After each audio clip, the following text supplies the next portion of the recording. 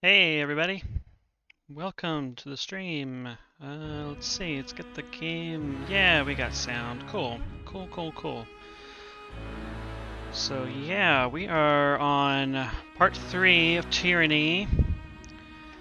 And if I remember right, we had just put the smackdown on some rebels. And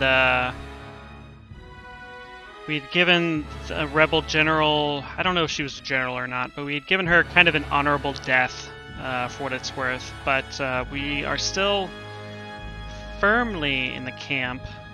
Yeah, you get to see the opening menu. And you sure beat the shit out of some monsters, so that was a good time. Yeah, so we are. So in this game, in case you don't know, you are a, let's say, upper management bureaucrat type figure for an evil fantasy overlord who has been in power for like 400 years, give or take, and is in the process of conquering the last like free province of the continent. So there's a couple factions you have to manage. I think you could actually like betray the evil overlord, but I don't really know how you go about doing that yet. I'm pretty early on still, so yeah, we're gonna continue. We're gonna I think we needed to explore the town that we just sort of cleared out of rebels, and I think we're gonna. Hey, thanks for the follow. And I think we're gonna do some exploring in this town, find the stuff that we missed, and I think I wanted to also actually chat up my companions, so just try to learn what their deal is, kind of. So this is my character. I named her Iron Fist because she punches people, which seemed appropriate. And then we've also got a couple companions. We've got a woman named Verse, who's kind of a stabby rogue, and as well as a ranged bow user. And we've got a dude named Barrick, who is kind of like if the Iron Throne were wrapped around a person as armor. This guy right here. This is as far as I can zoom. And then we just got a new companion named Lantry, who is he's a mage, right? But he also has a quill for a weapon. Like a big ass, like, edged writing utensil. Yeah, Verse is great. She's great so far. Sweet mohawk, nasty swords. I mean, she will just cut you up. And then when she fires her bow at you, it will be on fire and you will burst into flames when it hits you. So, I'm a fan. So yeah, looks like we need to do some leveling up, at least for me, or at least my main character. I need to remember kind of. So, I spec'd her out as kind of, a mage person who also punches. And so far that's been working well, but I'm second guessing myself and wondering if I should have put more points into like physical might and stuff. I'm not sure. But I also wanted to be able to like spam my abilities really quickly, so I was putting points into quickness. Let's just give me another point in might. I can punch harder. And then I guess I have to do to unlock some abilities. I really liked the leadership tree. Okay, first off, I really like in RPGs picking passive abilities because then I don't have to remember to use them. They're just kind of always there working. But the active abilities in this game are really fun, actually. I've already got, yeah, I've got like a punch that punches so hard that it causes mages to just like forget how to cast magic, which is just delightful. But I've got some leadership abilities. Let me see here. I could mark an enemy. I mean, that's okay, but kind of boring. Hmm. An aura of will that removes a harmful effect from you and each ally every few seconds. That's an active ability. Why can't... Oh, I need a mark enemy. Okay, alright. And then Will of Command, which is just inspire your allies for a short time. So I'm kind of playing this as, I guess, like lawful evil. It's kind of how I'm going down it so far anyway. Um, just because it's kind of interesting playing a game that lets you work for the bad guys, right? So I don't know how that plays into my like role-playing choices here for the abilities and stuff yet. It might not at all, but um, it's just that this game so far just has a completely different mood from any RPG that I've played so far. Like so far at least, you're not trying to save the world. Like you're just not. You're not going to. And then secondly, um, playing as like someone who's not a hero and is just kind of like a shitty bureaucrat is really entertaining to me. You know, who also can cast magic and burn people alive, you know, like with the power of her palms, you know, that kind of stuff. I just really like that. Yeah, no worries. You're on the East Coast, right? So it's probably way later for you. It's only 8 here, but yeah, no worries. No worries at all. Um,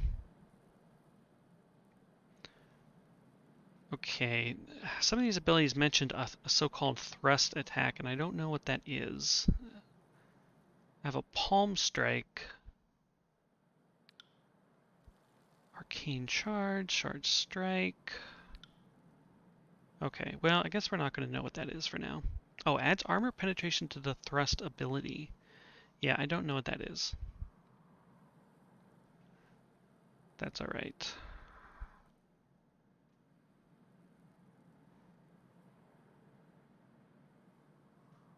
Okay, I think we're just going to go with another passive. We're going to have the mark enemy ability, and that will allow us to be more accurate against that enemy. Okay, so we completed the one quest, so eventually we're going to have to go to this outer valley to finish that quest, but we won't do that right now. Oh, I missed this whole screen. This is interesting. So there's all these factions in the game, and you can earn favor or wrath with each faction. I can't believe I have not looked at this screen yet. So this tracks everything that's caused you to gain favor or wrath with each faction. And then it looks like as you gain more favor or wrath, you unlock abilities. That's really cool.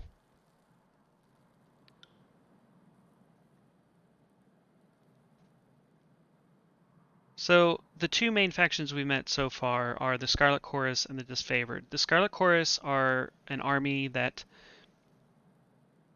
they're like crazy barbarian type people. They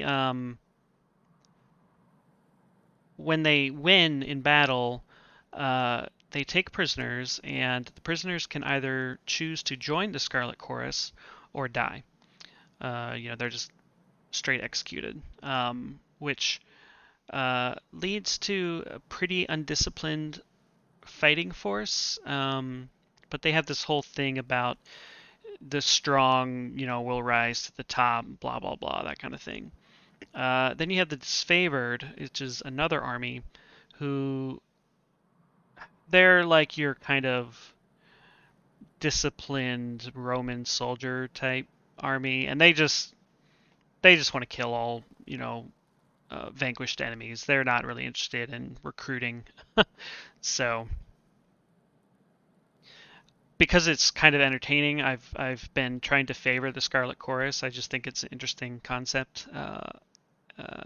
But in practice, the Scarlet Chorus seem like kind of bumbling morons in a way. But Uh, I don't know. It's still, I don't know. I still like them. They're funny to me. Okay, and this tracks your companions, it looks like. Barrack is more afraid of me than loyal. That's interesting. And we've got some faction leaders who have... We've hardly interacted with most of them, except for this guy, so... Okay. This is our magic screen. Okay. Alright, let's go ahead and save. Let me see here. Okay, this is the thrust ability that was mentioned earlier, so I'll just have to... Single target attack that inherits elements of the attacker's fighting style. Okay, I'll just try to remember that. Okay, so we are gonna just, I guess, explore this town, and now that we've cleared it of rebels, let's poke around and see what we see. We already went in here last time, and we kind of completed a quest there, so we won't go back. But yeah, it appears that this village, even though it looks poor, they've apparently been helping the rebels for quite some time, so shame on them. Let's just run around, see if there's anyone interesting to talk to.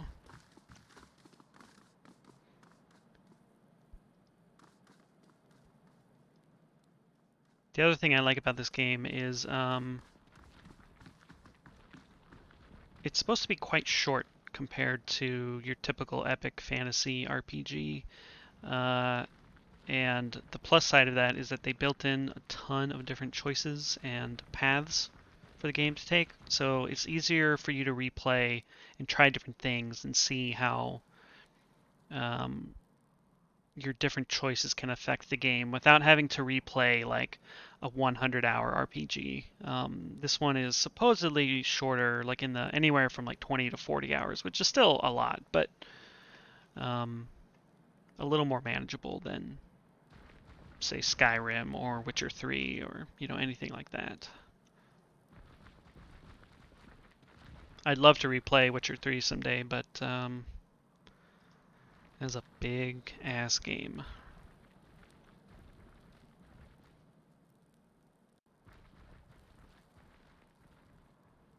Alright, let's head to the... I believe we're going to the lower part of town.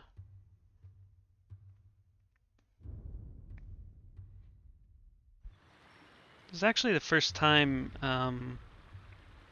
that the game has kind of slowed down and let me breathe a little bit. There's been a lot of reading, a lot of interacting with characters, all of which I love, for sure, but being able to just kind of poke around and explore, this is the first time it's kind of letting me do that.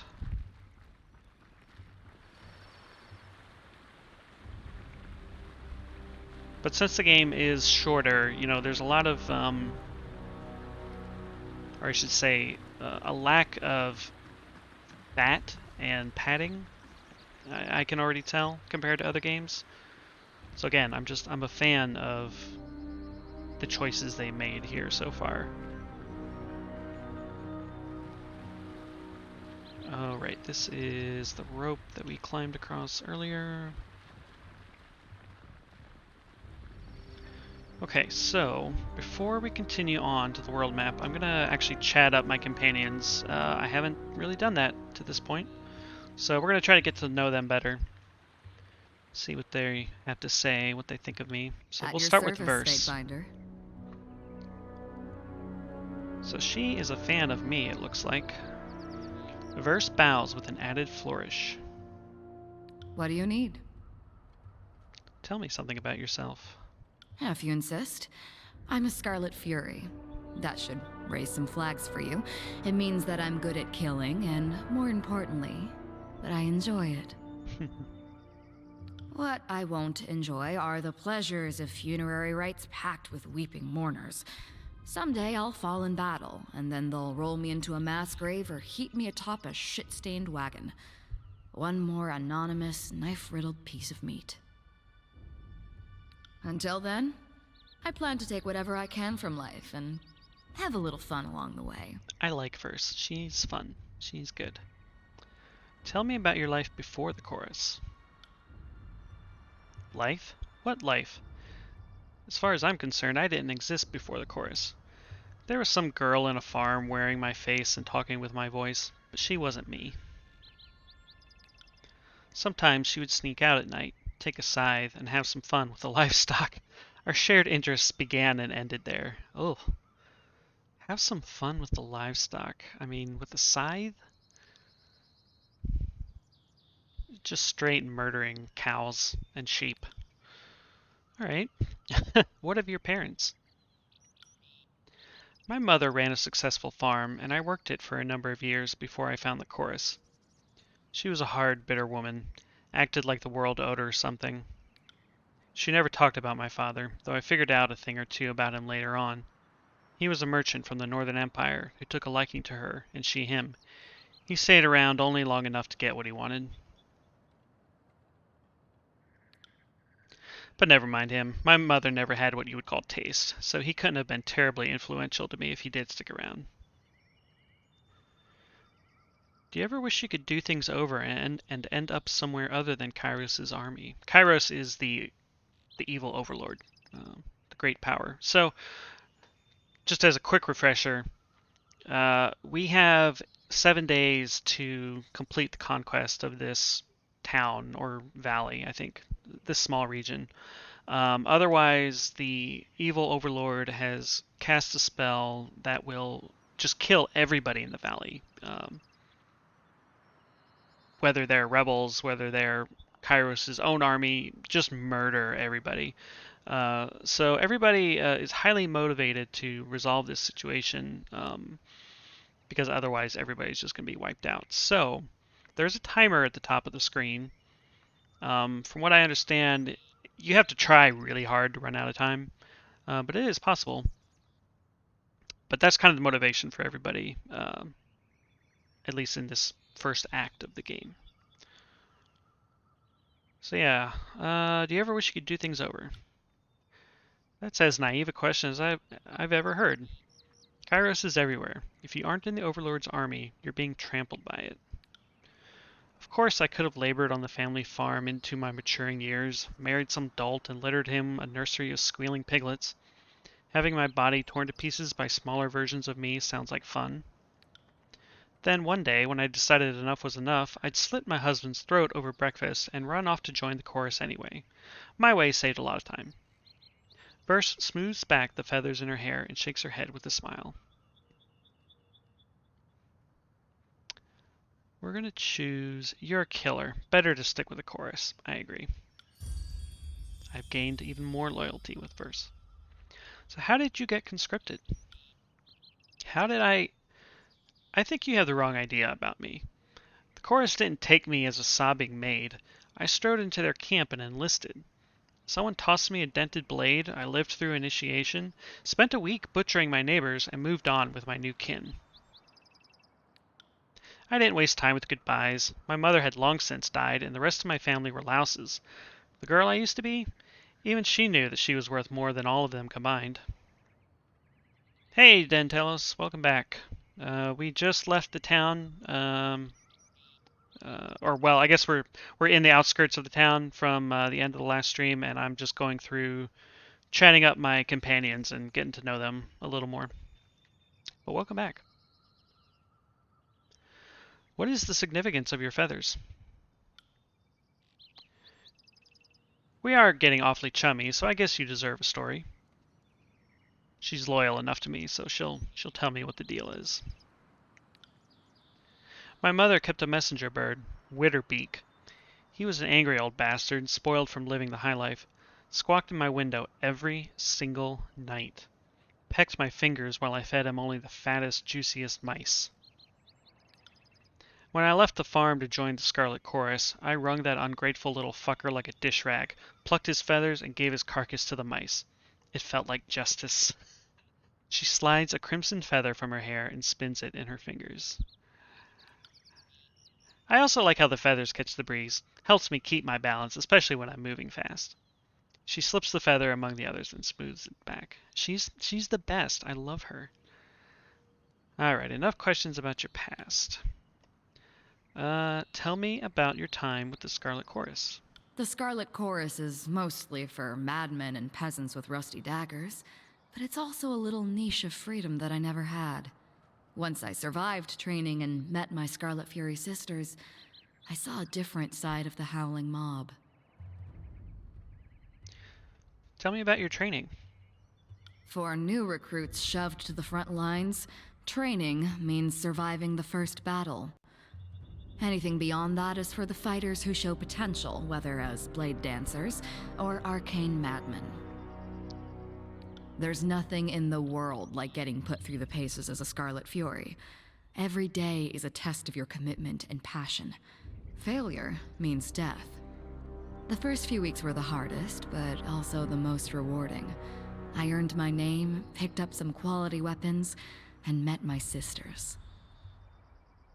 Tell me about the Scarlet Furies. I'm interested in this because we've met a few, but I don't know much about them yet. The elite fighters of the Scarlet Chorus. Your typical Horde recruit fights with a rusty spoon and a chip on his shoulder, but the Scarlet Furies are, well, different. We focus our madness. We coordinate, we kill, we dance. It's like art. Imagine a sculpture that twisted in weird, beautiful angles, and then gutted you too fast for you to realize what was happening. Yeah, that sounds wonderful. Weird, beautiful angles. They're wonderful. It is, as I remind myself all the time. The most important day of my life was when the voices of Nerat recognized my potential and sent me to Scarlet Fury training. You earned your name? If you think a simple farmer from the Tiers would name her child Verse, I suggest you visit my old village. Most of them were walking around with surnames like Barrel or Fish. Not the most creative bunch. She smirks and shakes her head. The chorus takes your name away. Whoever you were before, you aren't that person anymore. Then you earn back a name through great deeds, usually murderous ones. That's why you see choirmen walking around with names like Stink Mouse or Face First. There's probably a good reason for it. The voices of Nerat gave me this name. When the Scarlet Chorus runs howling into battle, he doesn't hear war. He hears a symphony. And when I fight with blade or bow, he told me that my music stands out louder than anyone else's and contains too many parts to be easily defined. When you least suspect it, the Archon of Secrets can be downright charming. What's your real name? That question isn't worthy of either of us, but I'll entertain it out of pity. I've gained fear with Verse, apparently.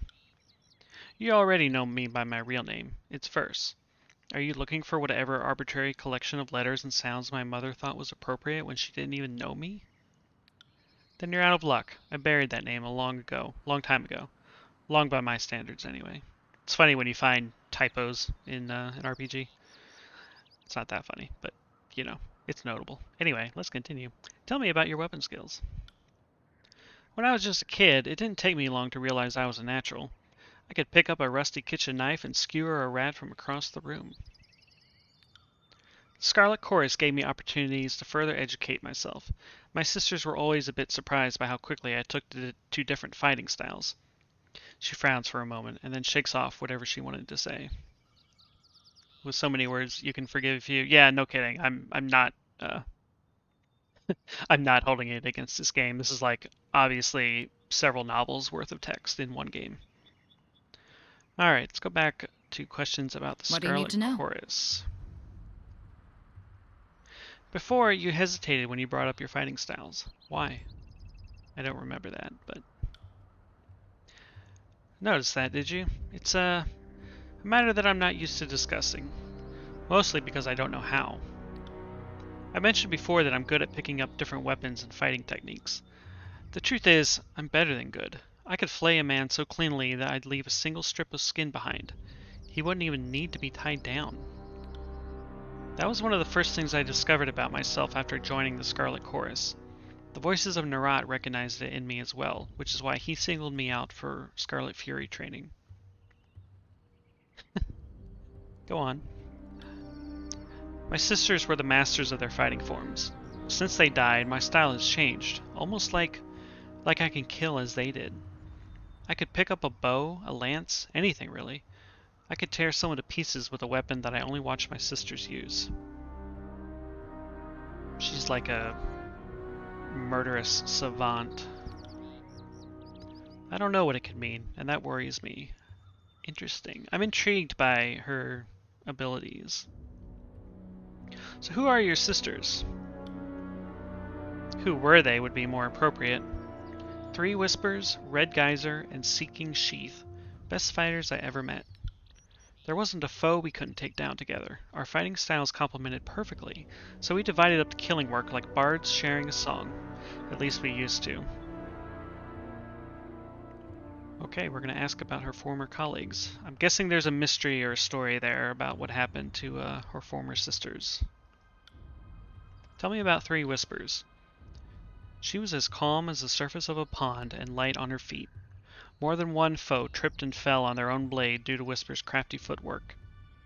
Verse lets her gaze slip away from you as a fleeting moment of sorrow steals her attention. Tell me about Red Geyser. A one-woman siege breaker. She would launch herself at her foes like a battering ram. Not even a disfavored phalanx could have withstood that dumb, suicidal wench. Kyros's eyes, but she was something to behold. Verse slams her fist into her palm. Tell me about Seeking Sheath. That girl could pass a spear through 12 rings from the far side of a battlefield. Kairos helped any foes who approached her marching single file. She made a game of spitting as many soldiers as possible in the same javelin. It's badass. What happened to them? We were scouting around Vendrian's well during the siege, back when we only suspected the guard of organizing in secret. My sisters and I came upon a group of them. Or Kairos knows, maybe they found us. No one said anything. We drew iron and bronze. That was when everything went wrong. I was supposed to take point and occupy the guard with a dance of bladework, something disorienting while my sisters picked their marks. I hesitated. I lost my nerve. Instead of rushing the Oathbreakers, I froze with my weapon drawn. My sisters fought on without me, but they were off balance, like whatever I had was catching. Interesting. They died. I lived. My sisters were relying on me to lead the dance, and I failed them.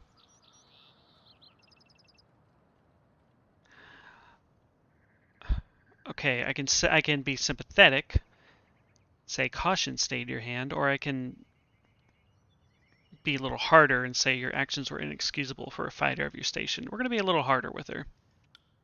You're absolutely right. If I had witnessed the same in one of my sisters, I might have even killed her for endangering the rest of us. Good thing for me they didn't get the chance. She chuckles, but there's no humor in it. Hesitation is a rot. It's unbecoming of any chorus member and unheard of in a Scarlet Fury. I would cut it from my body and cauterize the wound if only I knew its source. She grimaces once more and turns inward, contemplating. Any thoughts on the topic, or are we just here to open old wounds? Maybe we'll learn more about this later and we'll be able to delve into this conversation, because my first guess is that, there was some spell or mystical thing going on that caused, her and her sisters to kind of lose their nerve somehow. Any idea why you lost your nerve in battle? I wish I had an explanation. For the first time, I lost the dance. The song of murder drew silent. Instead, there was only rigid, organized control. Okay, completely just made up speculation on my part, but wasn't there something about the leader of the Scarlet Chorus, the voices of Nerat? I don't want to say controlling the soldiers, but being linked to them somehow telepathically. Maybe that link got severed somehow temporarily, and that caused the mishap here.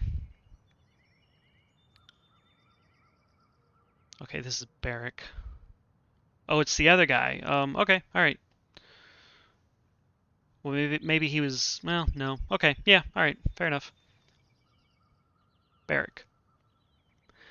That sounds like the security of a phalanx to me. You should practice a more orderly form of combat if it suits you so well. Even if the Scarlet Chorus fought in formation, it wouldn't be anything like your hideous shield wall. She looks at him in disgust. The chorus guy absorbs minds. Okay. I don't remember if I knew that. Okay, I had more questions about your sisters. Okay, I guess we're out of those, so let's go back to the What do you Scarlet need to know? Chorus. Okay, who are the Scarlet Chorus leaders? Well, the Voices of Nerat is the spider at the center of the web. He acts like the army belongs to him, and he only lends it to Kairos because it suits his purposes. Both of which are true. The rest are all offshoots of the Voices, like the Fifth Eye. Once you get down to the rank and file, the Scarlet Chorus organize around a motley bunch of gang bosses who call the shots. What do you want to know? Alright, tell me about the Voices of Nerat. He's a madman, but that never stopped me from following his orders. Even in a legion as cutthroat as the Chorus, you know better than to get on the Voice's bad side. People who cross him, or just people he meets, don't tend to survive the experience. If he ever seems disorganized or lost, it's because he's channeling one of the personalities he's devoured over the years. Okay, this is absorbing the minds that you're mentioning. Okay. His mannerisms shift over to someone else, someone who's probably long since dead. Better to die than become part of the Voices. So, through powers you can't begin to understand, the Voices of Nerat steals the minds and knowledge of his victims. You know this happened often during the campaign against the Tears.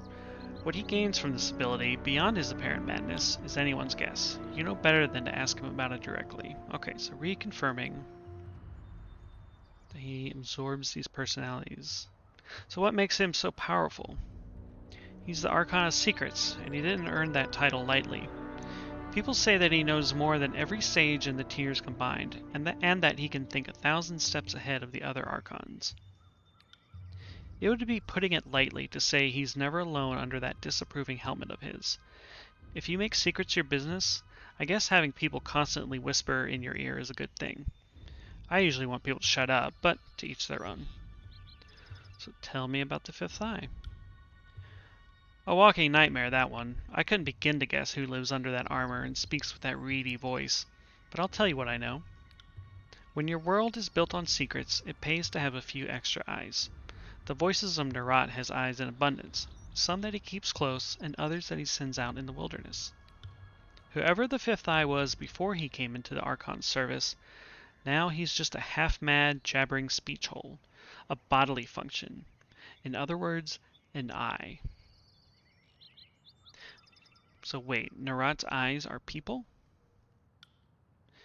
Maybe they used to be people. Whatever they were, they're eyes now.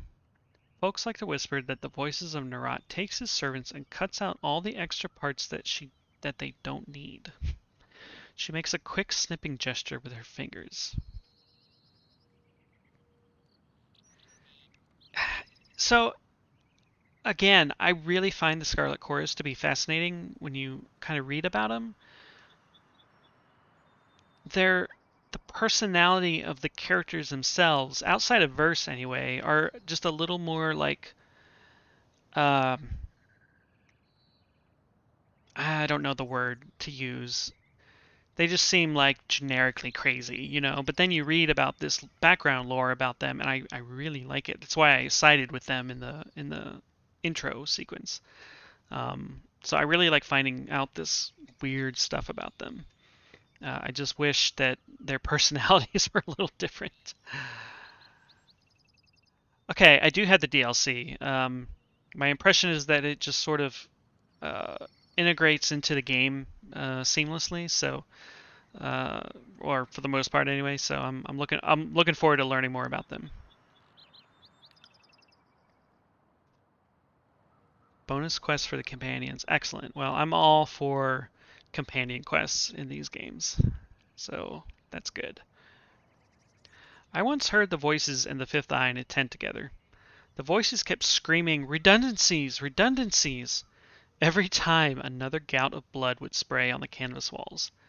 I can't even guess what he was cutting out. Ugh. How many eyes does the Archon of Secrets have? The numbers keep changing, either because it grows or because rumors don't mean shit. 3, 7, 19. Some even say that all of us are eyes and we don't even know it. She shakes her head in thoughtful disapproval. It's one of those questions that drives you mad if you allow yourself to think about it for too long. Hey, you could be one of Tunon's eyes. Bet you never thought of that. Okay, let's go back. Tell me about the gang bosses. A boss is anyone who can rally enough support to kill the previous boss. They cling to command until someone gets wise and stabs them in the back. Tip Cap leads the Filthy Lambs. Lox leads the Rusted Harps. Sharp used to lead the Bone Boys. Couldn't say where he ended up after they broke his legs. Waterwheel orders around the Hairy Hunters. Halls for Shit leads the Lazy Malkins. Then Scurvy Queen, Finger Food, and Wild Gash collectively lead the Ladies of Perpetual Strangulation. These names are so good. I'm forgetting at least a dozen more. I've even led a gang or two in my day. They never survive very long, so no point in getting attached. You led a gang?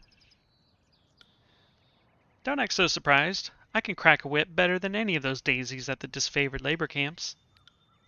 But I was never that interested in the power struggle of those grunts and scabs in the middle. I wanted to stand on the top like an apex predator. Here I am. So when I got tired of a gang, I disbanded and let the other bosses fight over the new recruits. That much amused me, at least.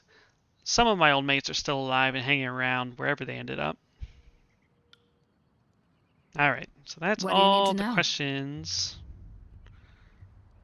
about the Scarlet Chorus. So we know that she mysteriously picked up her fallen sister's weapon skills and stuff. Well, I mean, going by this anyway.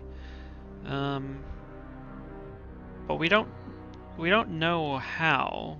But it's based on the previous conversation anyway. So I'm curious why it's giving me the option to ask her.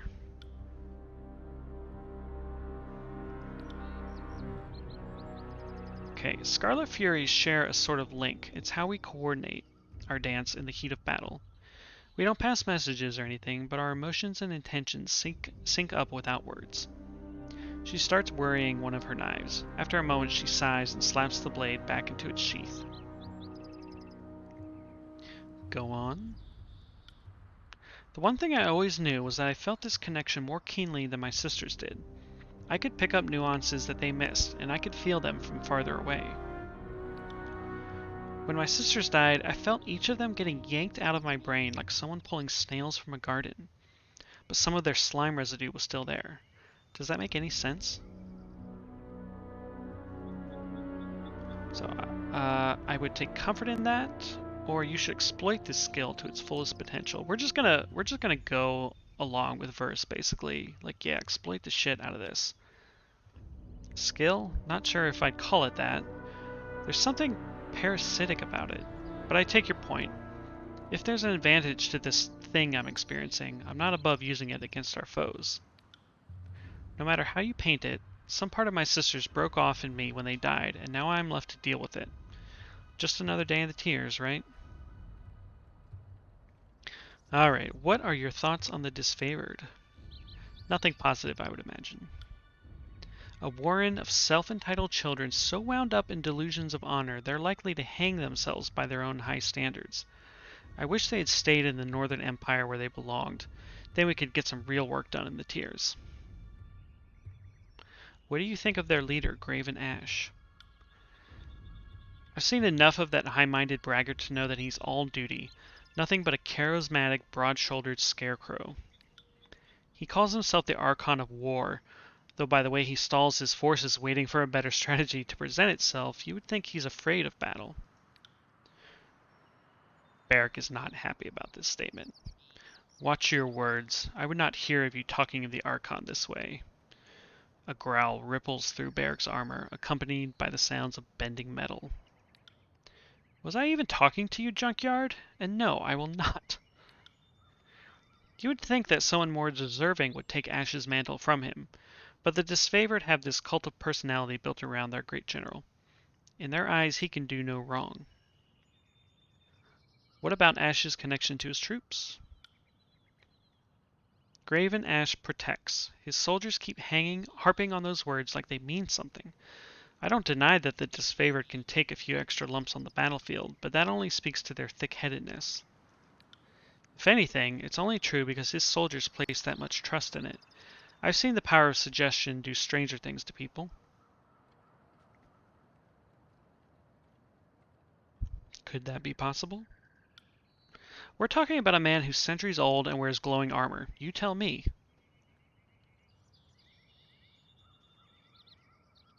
Who would you see take Ash's place? I would rather let the Disfavored sort it out among themselves. Graven Ash is this aging figurehead of what should be a constantly changing role. The right soldier needs to grow a pair and kill the old man. Kick his cane out from under him. Remind the Legion what strength looks like. Pretty typical Scarlet Chorus attitude. The Voices of Nerat changes. He's a multifaceted gem, and the Scarlet Chorus is a reflection of that beauty. If someone could rise up and strike down the Voices, any of us would follow them in a heartbeat. Interesting. I suppose you have a better idea of how to handle the Disfavored forces. Of course I do. First, I'd stop babying the troops. Pain is a lesson best learned early. I'd conscript from the locals to bolster the front lines, because why waste your elite on the vanguard? Then I'd leave any misplaced ethics back at the Northern Empire. They're not helping Kairos' campaign anyway, so fuck them. Excellent, you would make them more like the Scarlet Chorus. Would that be so wrong? The Chorus is accountable for itself in ways that the Disfavored aren't. Our weak die and the strong fight to keep their rank. The Disfavored promote their waning bloodline and discipline any soldier with the audacity to show their teeth. Though they never admit it, the Disfavored need the Chorus to show them the way. Interesting. Okay. Do you think the Disfavored have a chance to succeed in the tiers? Speaking as one of the exceptions, most of the tiersmen are pushovers. The people of Stalwart seem capable enough, though I have my doubts. You might call them the Disfavored's best challenge. Even if they succeeded, it might be too late to redeem themselves. The Chorus have already impacted the conquest more than the Disfavored have, or likely ever will. Barrack, again, unhappy. And how many thousands of choirmen did your victories cost you along the way? Barrack clears his throat, the grating sound echoing in his helmet. As many as it took, Junkeep. I'm not gonna ask any further on this. She doesn't like him. I get it. You can duel her. You learned a thing or two about fighting in the Scarlet Chorus. Care to duel? That would be an understatement, and I thought you'd never ask. Since you're obviously at a huge disadvantage, I'll let you pick our weapon of choice.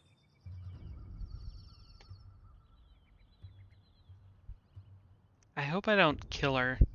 Let's try dual-wielding knives. Exotic. Good choice. I'll leave you to guess which one is my dominant hand.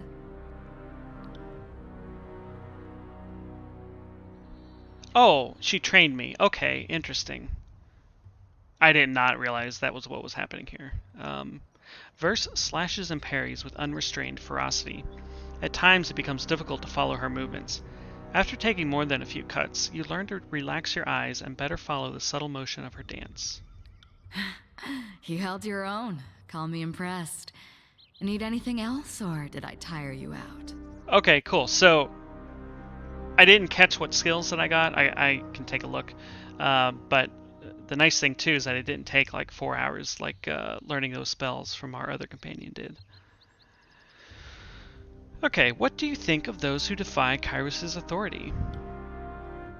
The tiersmen can either fight or submit to Kairos' peace, and only one of those options captures my interest. I suppose I appreciate when they go down fighting. If they did otherwise, I would need to find another excuse to flay them. Just dual wielding. Okay. Since I fight unarmored, I guess that's not really useful to me, but I like having more numbers to watch it go up. They need to understand, whether we unify the tiers under a shared banner or at the bottom of a mass grave makes little difference to you, me, or Kairos. Did you fight in any notable battles? I spent some time in Azure toward the end of the war. Beastmen ripped my unit apart. We thought they might be working under Cairn's orders, but we never found out for sure. Who is Cairn? Cairn is the Archon of Stone, Master of Earth and Soil, Destroyer of Mountains and Cities. Okay. I want to ask about our travels. What did you have in mind? What do you think of our present circumstances?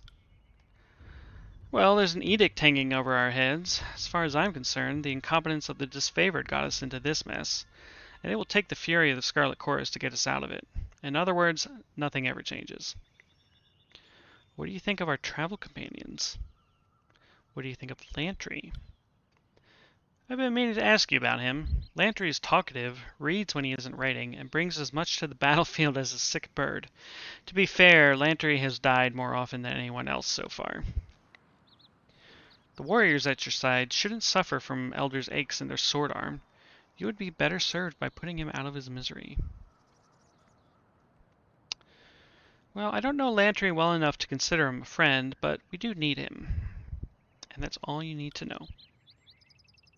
Understood. You got something in mind you're using him to accomplish? Then by all means let him tag along, but don't expect me to keep him alive. If he's pulling his weight somehow, feel free to clue me in, because I'm not seeing it. What do you think of Barrick, the Disfavored? Well, I'll give him some due credit. He's more complicated than he looks. He's still an intolerant and unapologetic bastard, but that's more his business than mine. Go ahead, Fatebinder. I think we have exhausted our questions to her at this point. I want to take a look at... it was the dual wielding skill, which is here, and which we don't use. So, yeah, not actually useful, but not the worst either. It's a good idea to go back and ask them what they think about the others as the game goes on. I kind of figured. I'll try to remember to do that. So, talking with her took quite a while. So I'm gonna keep it to her, and we'll interview the others at a later time, I think. So we're gonna go ahead and head to the next quest location. And actually,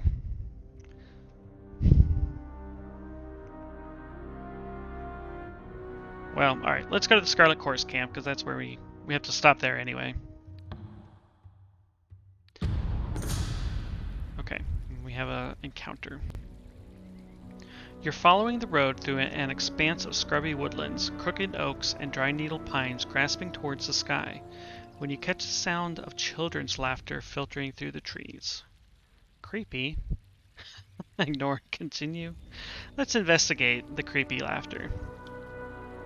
Abandoning the road, you make your way to a small tributary of the Matani, snaking through the sparse forest. There you discover a group of 4 youths gathered beside the small stream. 2 of the children sit on the rocks, poles in hand, staring patiently at the water. The other 2 are seated near a bucket, taking turns whacking eels along the ground to stun them and carving up eel meat. You can threaten the children for some reason. You can speak to the children, or you can return to the road. Well, I have no idea why I would threaten the children. I mean, I'm an evil bureaucrat, but I mean, come on.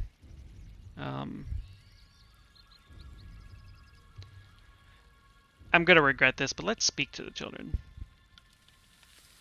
You step out of the woods, drawing the attention of the children, who eye you warily. The eldest youth, almost a man grown, notes your heraldry and hawks a ball of phlegm into the reeds. Yeah, I'm not a thug. I mean, I'm not a dick. I mean, sometimes I'm a dick, but not to children. I could punish the spitter. I could tell a story. Asks to sniggle? What is sniggle? I could ransom the children, or I could return to the road. What is sniggle? Ask to sniggle? A kind of fishing, I think?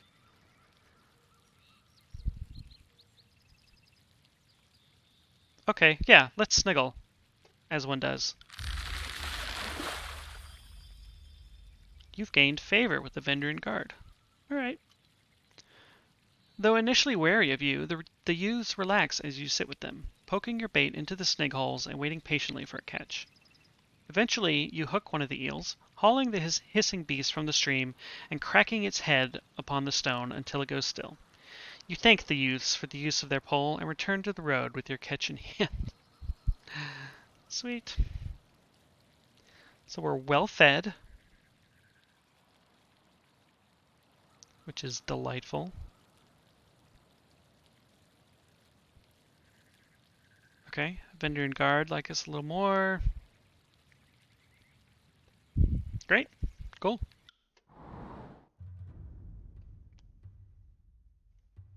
I've never heard the word sniggle in my life. I'm just vaguely amazed, I guess. Alright, let's see what there's to see around here. Let's head over here. Shivershank. I can't read what that says, and I can't move the camera up, so that's too bad.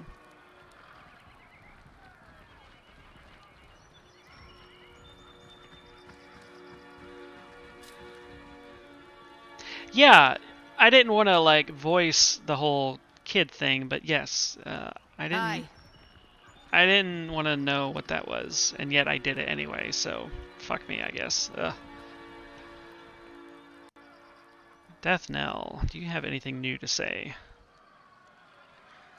Scarlet Fury notices your approach and takes a cautious step back.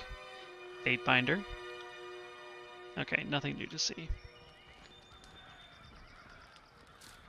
Okay, these two were at Echo Call Crossing.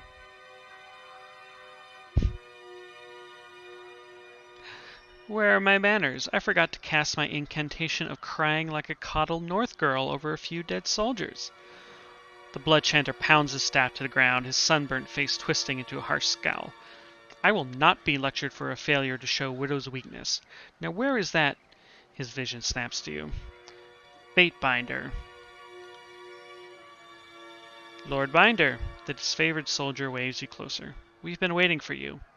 One of Nerat's dogs went wild. At least he's done the right thing to present himself here for a proper trial. I'd like to yank his teeth out, and I'd like it to be with your blessing, so I could sure use your judgment on this matter.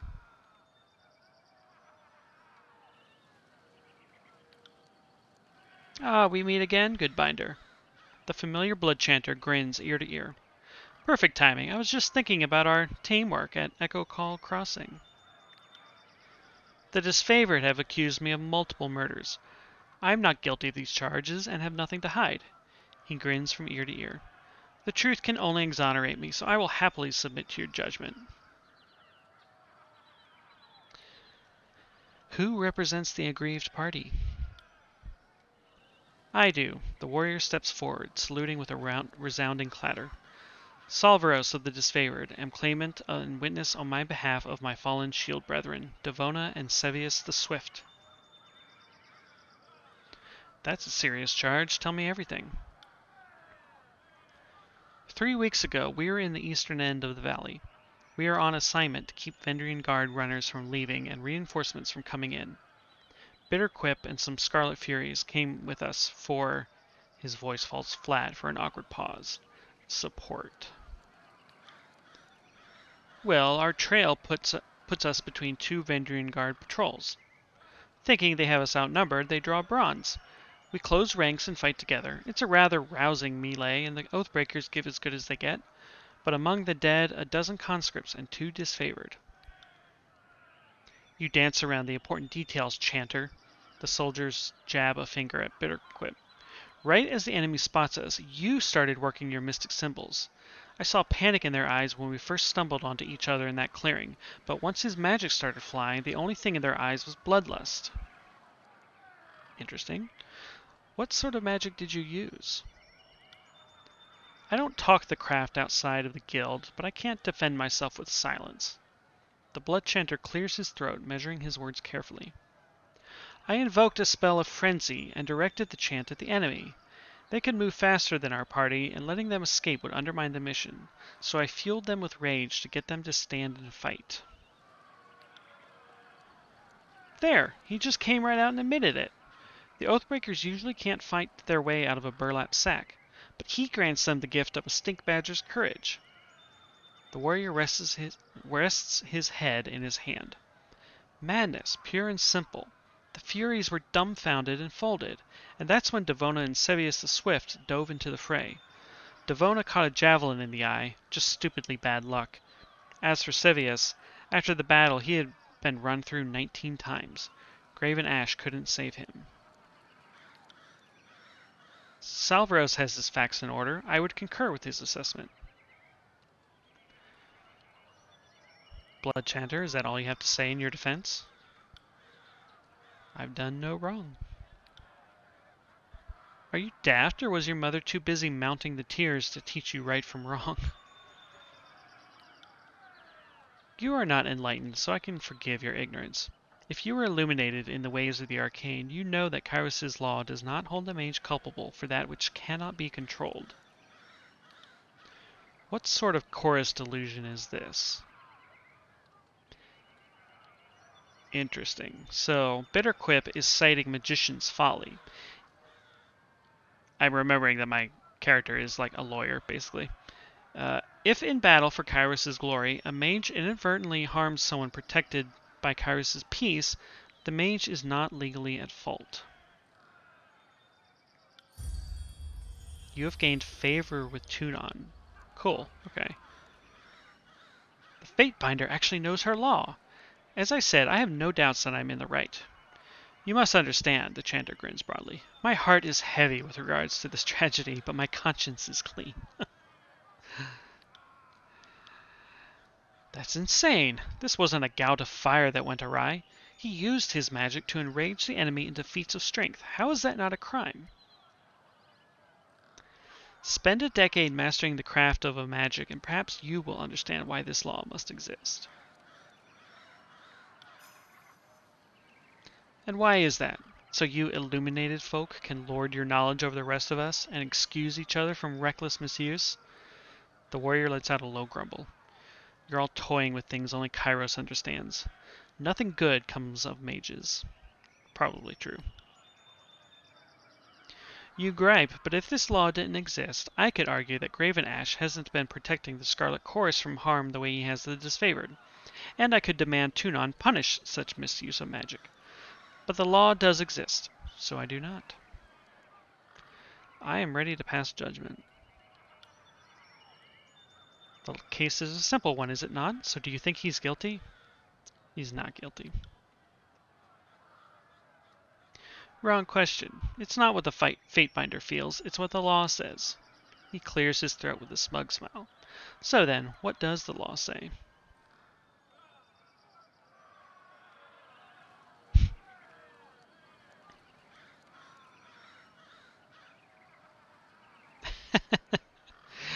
These are really interesting choices. So you can just side with this chorus guy straight up. You know, the matter is tragic, but not criminal. It's obvious you acted with malice, knowing the law would shield you. You're innocent of murdering a servant of Kairos, but guilty of giving succor to the enemy, which is interesting interpretation. The law is meant to protect mages acting in good faith. This is not such a case. The sentence is death. So, okay, we're not going to go with number 3. I'm torn between the first two, though. I mean, Bitter Quip's a dick, right? Like, it would be kind of nice to give him a little bit of a comeuppance. Giving succor to the enemy still feels like a crime punishable by death, I would imagine. I don't know.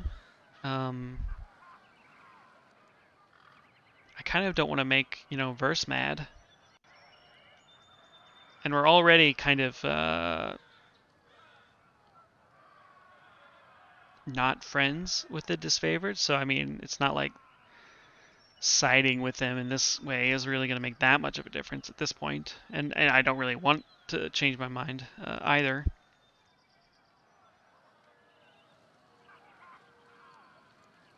But like I could role play like, you know, the very like legalistic lawyer, you know, who kind of threads her way through the law or whatever. I don't know how many opportunities I'll have for doing that.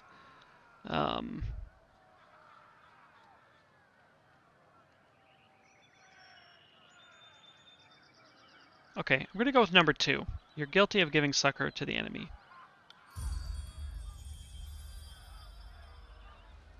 You've gained favor with the Disfavored and wrath with the Scarlet course. Succor to the enemy by Tunon's limp gavel, there's no such thing. Kairos be praised. Permission, Goodbinder, to carry out your execution? Utter crap, the law is on my side.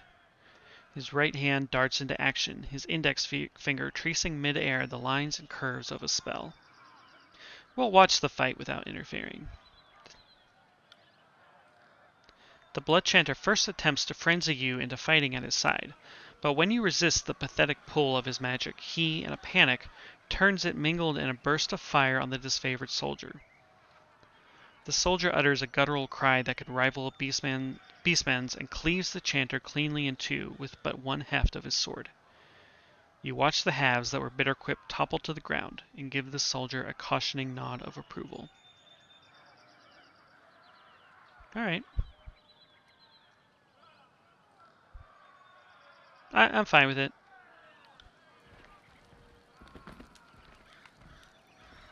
Does he have any good stuff? Okay. He's got some leathers, which I feel like I had at one point. But this is, well, lower overall armor, and it's protects against slash and fire. Okay. I don't know if we'll use that or not, but... Okay. Let us... I wanted to look at... yes, reputations. We're still doing really good with the Scarlet Chorus. It's just got a little bit of wrath.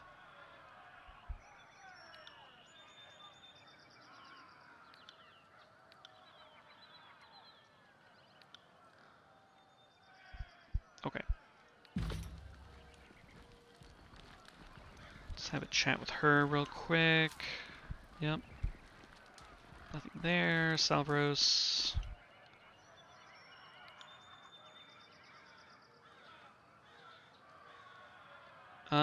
Right. Okay. Yep. Nothing there. How about you, Vittles? Oh yeah, that's the kid we kind of toughened up a bit earlier on.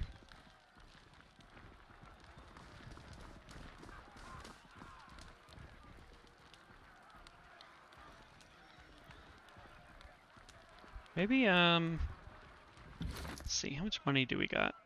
Got a little bit of money. Let's, do some training.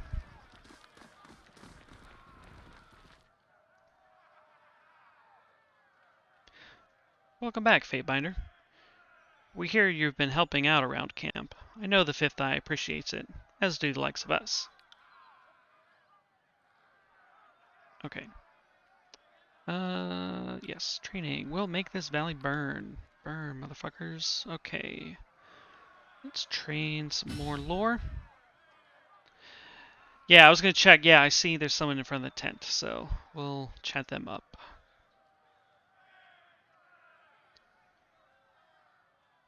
And... sure, let's do some subterfuge.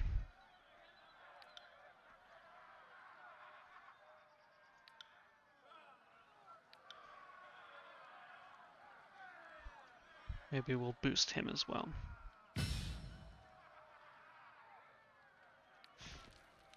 And how about... Oz? What can she do some training? Okay. So yeah, let's boost versus dual wield. Maybe let's do bows and dual wield for her.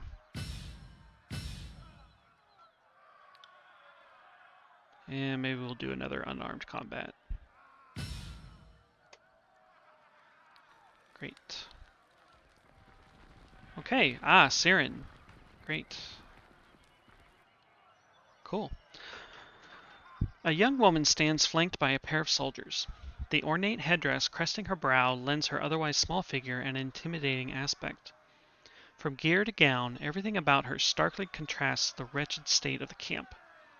She looks both at ease and uncomfortable, composed in her element and completely unsure.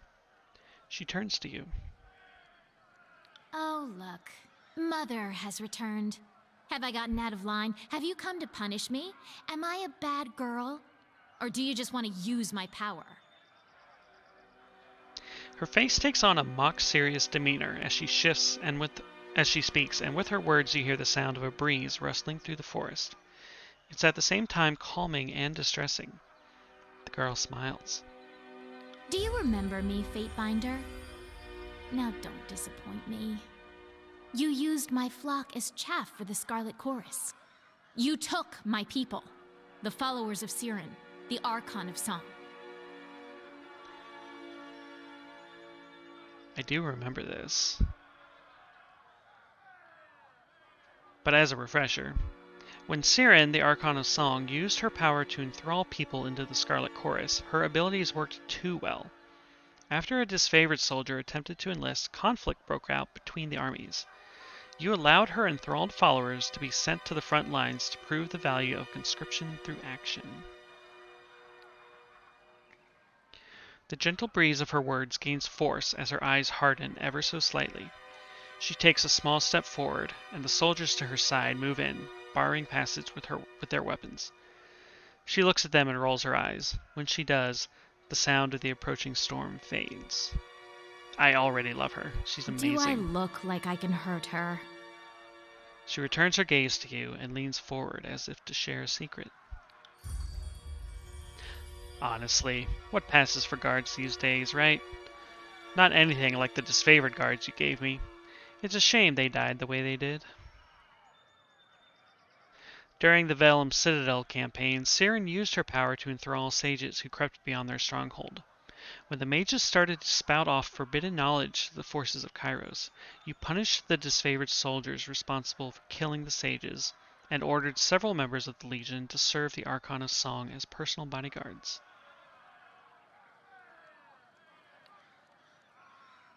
So those guards died. Oh well. Life in Kairos' employ is dangerous. At least it is for most people. I'm quite capable of taking care of myself. These good people aren't here for my protection. Apparently I'm dangerous. But I guess you already knew that. Can't have me collecting followers again like I did in Lethian's Crossing, can we? If some people started worshipping me, is that really such a bad thing? Is Kairos really so insecure to worry about a little competition? Look at me! Do you think I seem dangerous? What harm can a 15-year-old girl cause? 15? I'm only a child. The smile falters. She looks down, her hand moving to the headdress, her thumb tracing the edge of it along her jawline. She looks back up, the hard look back in her eyes. She regards you for a moment before continuing. So, Tunon's Fatebinder in the middle of a battlefield. Kairos must be desperate. You were sent to shame Ash and Nerat into action, weren't you? Pretty much. Ash certainly needs someone to dig a heel into his back. If only to distract him from his problem. His problem? But Nerat, he's just a cat playing with a realm-sized mouse, isn't he? Okay, what problem does Ash have? You haven't heard? Now I find that fascinating. A representative of Kairos sent to deal with the Archons, and you weren't told the whole story. How scandalous. The Disfavored are very close with one another. If one is lost, it's practically like losing a family member. Can you imagine how Ash feels after losing a handful of his men? She trails off and stands in thought for a few moments. Now, you didn't hear this from me, but Since you were kind enough to give me that gift at the Vellum Citadel, I'll tell you a little bit more. Okay. Ash's son is dead, and no one knows what happened. At least they're not saying anything. There are rumors and accusations, but all it amounts to is dogs chasing their own tails. No wonder he's distraught. You haven't done this. Well, good. I'm glad you're getting to see something new as well. Anyway, we have a more important matter to deal with. There is something you can do to assist me. Anything. From the corner of your eye, you see Verse cup her hands to her ears, turning her head away from Siren. Siren's mouth opens in a perfect O shape, and the sound that pours out is captivating, entrancing. It dampens the ambient bustle of the camp until it seems that nothing exists but her voice. Remove my helmet. The ruby headpiece on her brow flashes as if in warning.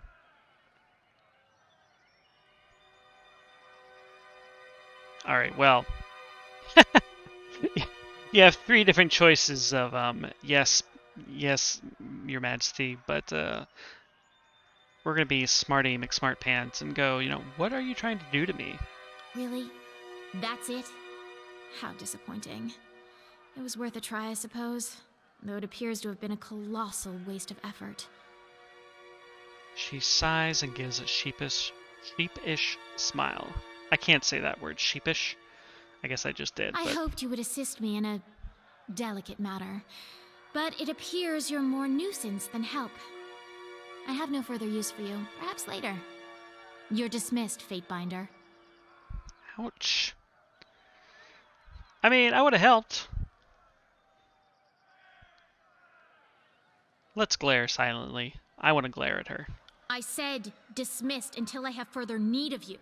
Your presence displeases me. This time her voice takes on a different quality. It screeches like a piece of flint stuck in a grinding wheel. You can feel it down to your toes, and you want nothing more than to make a hasty exit before the Archon inflicts more of her terrifying song. For the love of Kairos! That was the Archon of Song in the flesh! Oh, her? We go way back. You know the Archon? I dare say, traveling with you will prove most illuminating. Okay.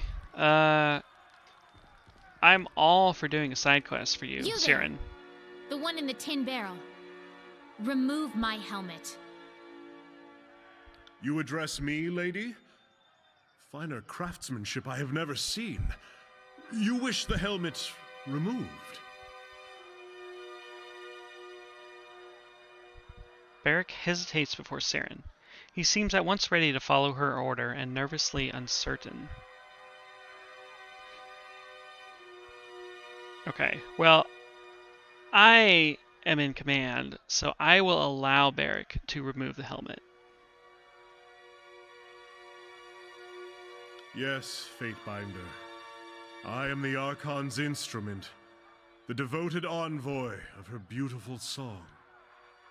Beric approaches Siren and attempts to unlatch the back of her helmet. Oh, this is gonna be good. Beric, is it? You don't appear to be the most dexterous soldier in the phalanx. Do you really think that's gonna work? Which encounter are you referring to? This one that we're in right now? Beric fumbles with the complex locking mechanism that fastens the helmet shut. Perplexed, he gives up and begins to pull at his own helmet, struggling to pry away at the metal fused to his shoulders and neck. Meeting her at the camp. Gotcha. So is this a case where she shows up for a brief time, but if you don't visit the camp, in time, she's just gone? You idiot! That's your helmet, not mine! Okay. I must say, I'm incredibly impressed with the quality of underlings you've got there, Worm. Oh, what happened? My head feels like someone's been running back and forth inside of it. Once again, the worm dares to defy the songbird. Don't worry, little worm. One day the bird will get her prey. Okay. Quick save again. I'm going to try one more time. Be gone, worm. Alright, fair enough. Okay, alright. So this merchant here is named Snigler Dago, so he's just a fisherman, I guess. Maybe we knew that. I just thought that was his name, Snigler. Alright, let me see your wares.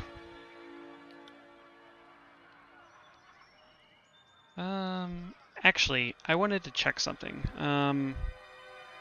So Barrick, last time we gave him like a spear or something because I thought it looked cool, but I wanted to make sure that it was something that he was actually skilled in.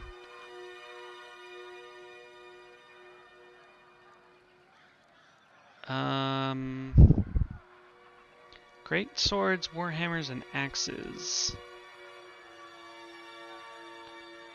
Let me double check what he's actually equipped here. A phalanx. One-handed, just one-handed. Okay. Okay, so he is all about the one-handed weapons. So, okay, I just wanted to confirm that. I thought of that after the last stream. I was like, oh, is he actually good at using that?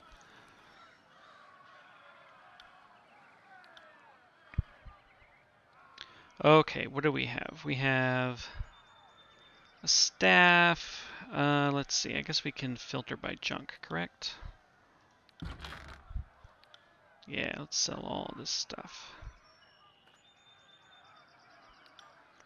Oof, I need a sell all junk button.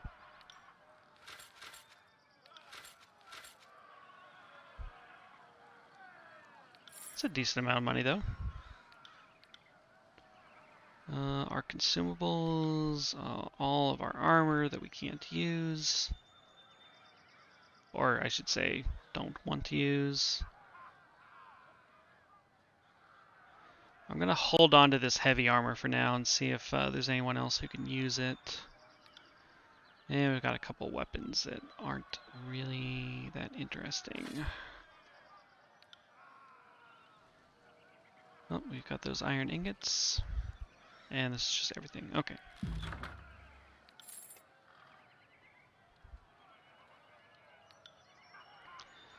As far as stuff to buy,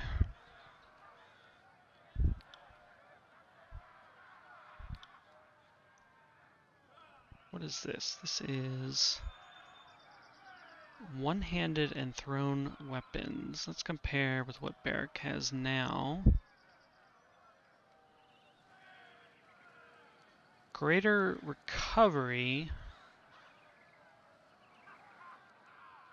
Okay, so what I have is greater recovery. Also better armor penetration. This one is more accuracy, but yeah, we're gonna keep what we got.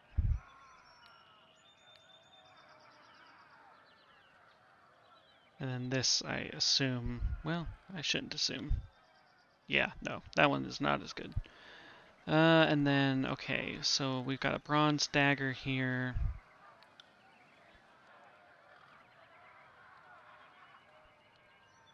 Oh, right, we had this before. Okay, all right.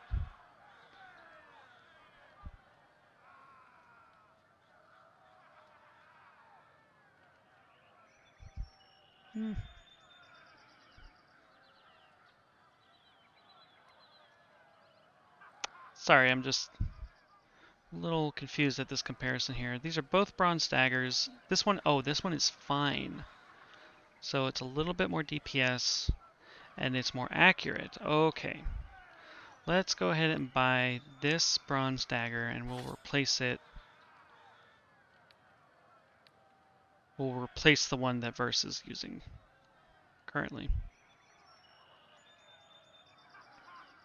What did you not pay attention to? The like skills that they have?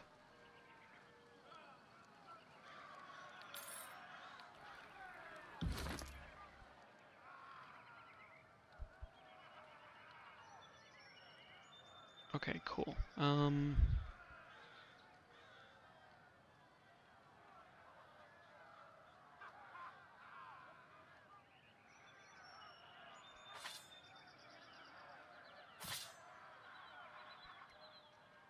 Cool, cool, cool, cool.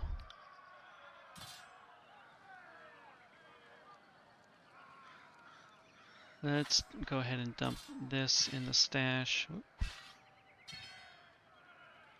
This is just a random sword. These are some boots. Stats are the same.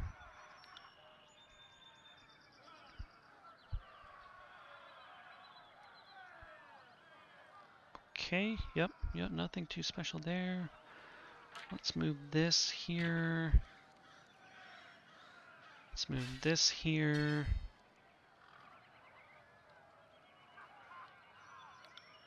Yeah, as far as bow goes, this is 13 to 15 pierce. This is 11 to 14 pierce.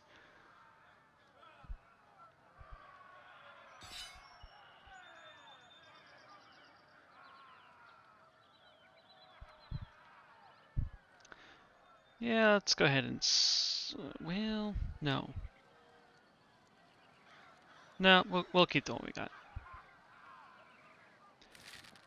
Okay, move that there, move that there. Whoop. Yep. We already know this sigil, apparently.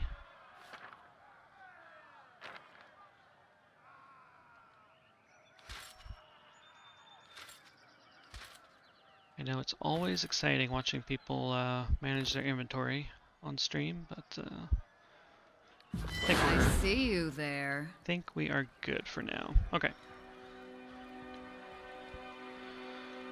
Okay, I think I want to rest so we get these wounds taken care of.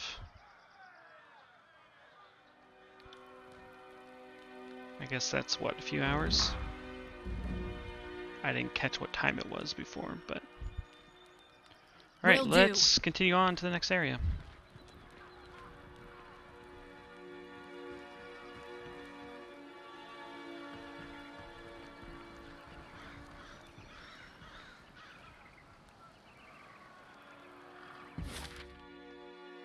And I assume we're going to have another random encounter along the way. That's what I get for assuming. Okay.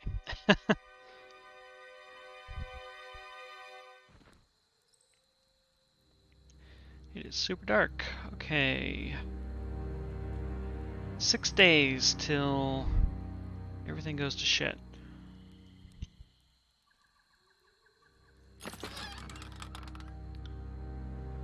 What do we have here? Oh, a potion of revival. Heck yeah. And a garnet. Great. Cool. Let's talk to Fake Limp over here. It's a good name. Reinforcements? Finally! Come this way, we need to... The chorus warrior pumps his tattooed arm in salute. Midway through the gesture, a look of confusion dawns across his painted face. Sister Verse, what did I do to deserve such a helping hand? A chuckle escapes the man before he shudders, placing a hand over his mouth. At once alert of the need to remain quiet, his voice drops to a harsh whisper. The fifth eye has a sense of humor sending you. Verse returns a cold glare, but says nothing. You two know each other? This one used to run with my pack, until he left for Deathnell's gang. Motherless swine didn't even have the guts to fight me for the right to leave. He just packed up and left with his coward's tail between his fat legs. And wise move at that. How many have you lost under your command so far? He holds up a hand, stifling a smile. I misspoke. I'm sure you only got most of them killed. Can't rule out death by their own incompetence. Seems Deathnell didn't take my advice and have you gelded to curb your outbursts. She draws her blades in fluid motion.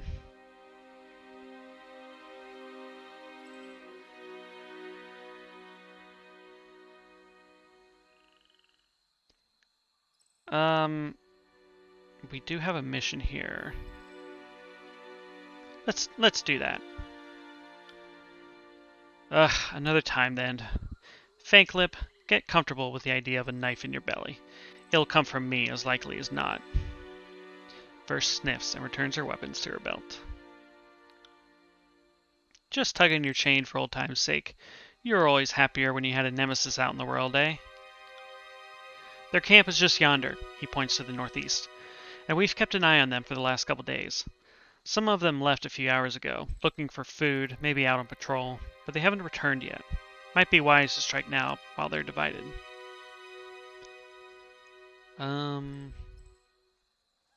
Leave the Oathbreakers to me. My gang and I will lurk nearby. When you make your move, we'll descend and help with capturing Florian. Don't worry, I'll let the others know you did the heavy lifting. I'll cheat at battle, but not with my reputation. Okay. Seems straightforward enough. Probably save, just to be sure.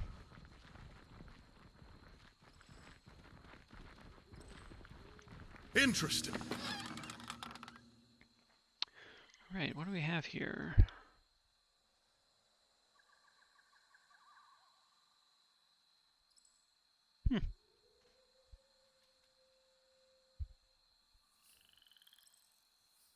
Okay, cool. Make sure to search the cart. Okay. Ah, we spotted an enemy. Okay. And another staff. Let's swing around north.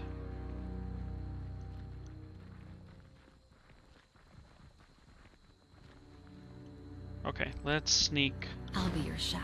Let's do a bit of sneaking. Oh, can we not?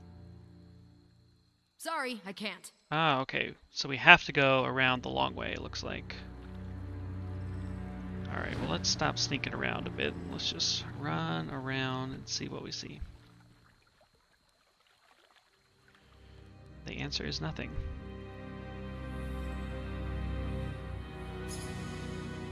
Oh. Okay, so there's more than one purple item per map, it looks like. I didn't realize that.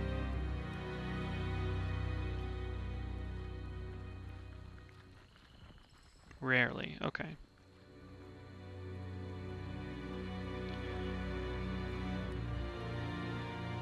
Alright, gonna quick save one more time, and I guess we're just gonna run in and fuck some shit up. Heads up, we have company. Did you see that? Kill the intruders. Alright. So there are some traps. We'll try not to wander that way just yet. Alright, let's buff me. And let's go ahead and just do a good old-fashioned thrust.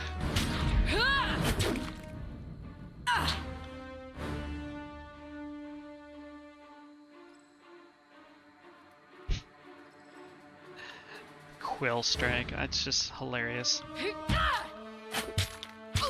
Oh, nasty. Okay. You know...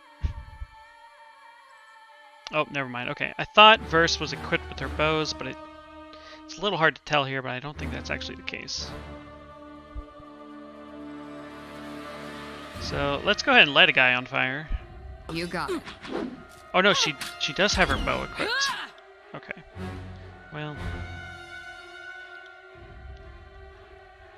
Let's just see how far that gets us, I guess. What a rush!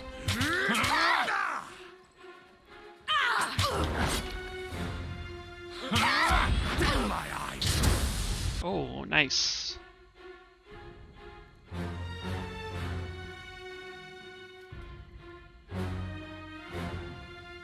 Okay, let's try to make our party leader a little blurry.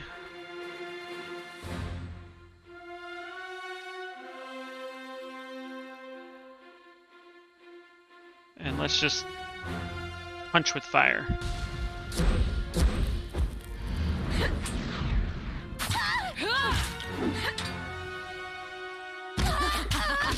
Oh no! Shit. Alright. I completely forgot about that trap. Let's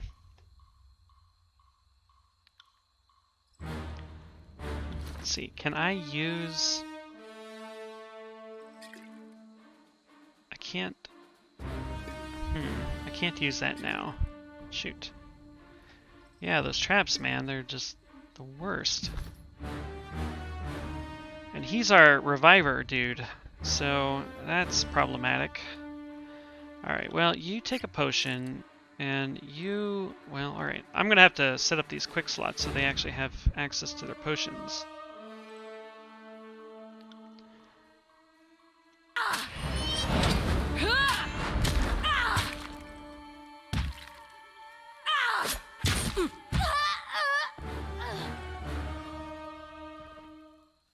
Okay, we're good.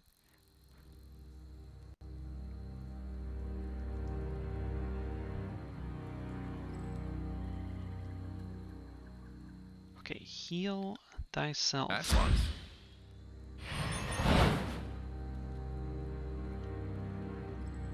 Alright.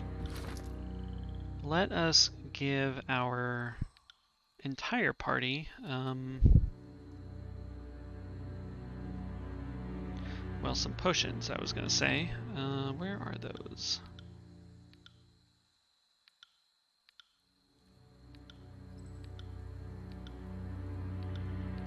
I thought I had a whole stack of potions.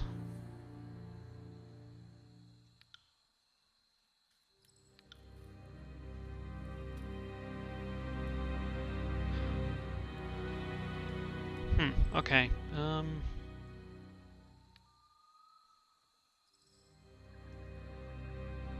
Alright, this is one of our buff ones.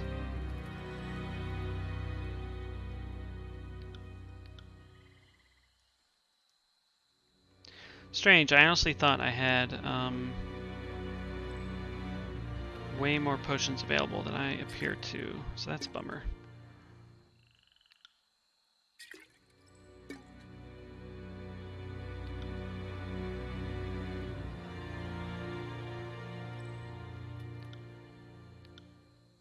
Okay, they have potions in their quick slots already. That's why I'm confused. Okay. So he's got some, he does not. She has something else, and she's got these as well. Alright, well, we'll try not to fuck that up any further, and let's go ahead and level up Barrick. And let's just give him, well...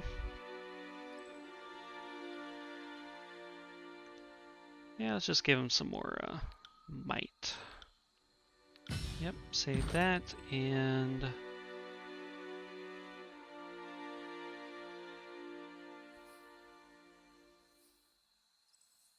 Let's see here. Yeah, let's just go ahead with this Sentinel tree. Like, I just love these tank abilities. Let's maybe try to taunt more enemies than we are already able to. I like that. But we'll grab this Retribution one here in the next level we get. Why are you lit up? Oh, right. Our boss got back to us in his email, so we'll check that out later. Alright, go ahead and save. And actually, let's give our people some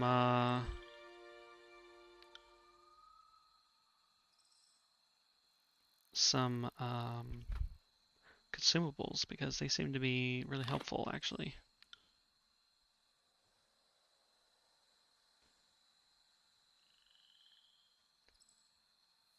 I want to do the long ones, because I think that's that'll be a little easier since I won't have to remember, ideally.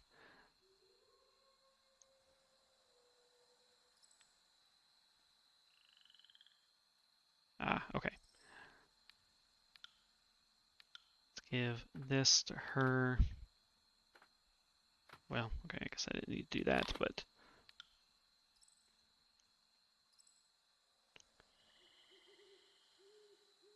Okay, yep, let's do that.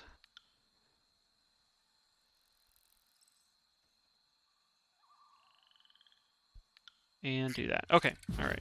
We are good. Of course. Oh, whoops. No, come back. Okay. On it.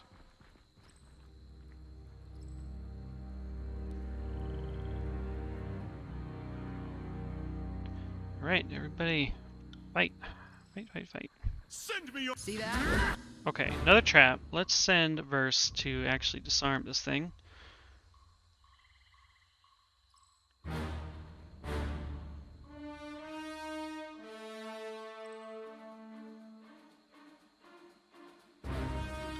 And let's use this cool combo ability.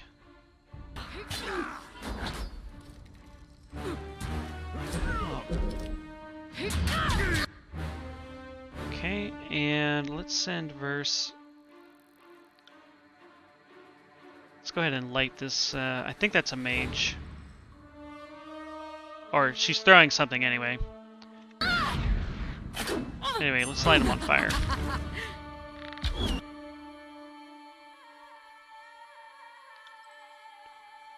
Or, no, that was the wrong thing. We want to... Greater Renewal.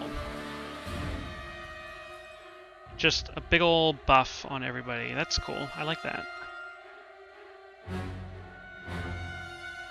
Okay, you buff yourself. Barrack. Just, I don't know, hit that guy. On it. And then let's heal the Fatebinder.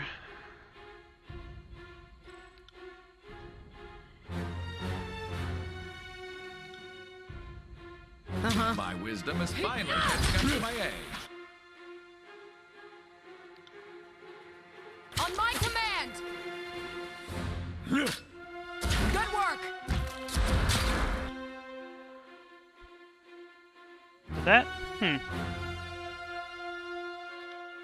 couldn't tell if Lantry healed her, but her health is really low, so...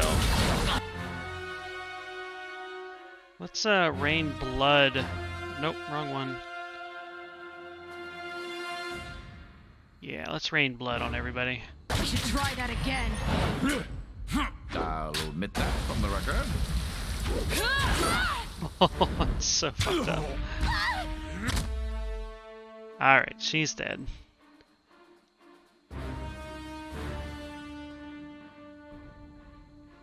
Death from above, that sounds cool. So, okay, there's a percentage, I would point to it with my mouse, but it goes away. There's a percentage to the left of the target health bar. Is that like my chance of the ability going off? Or I should say, chance of the ability hitting?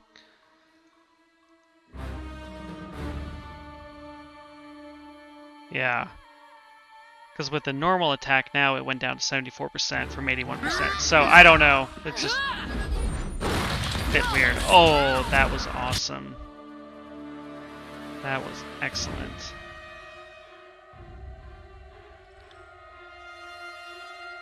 Are you afraid of death, worm?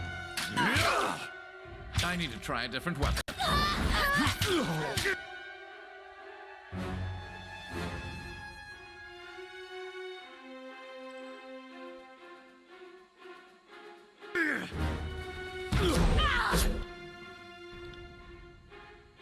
I'll take care of it.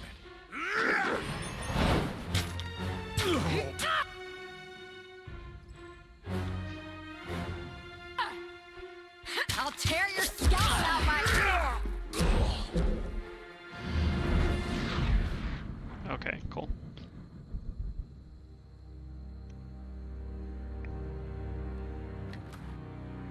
What do we have here? A Sun Soldier's Shield. Okay, cool.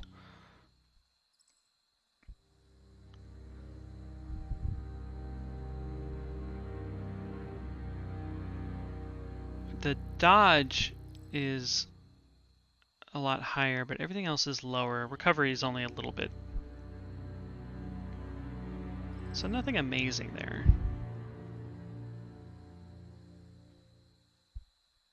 Alright, let's just dump all this in the stash.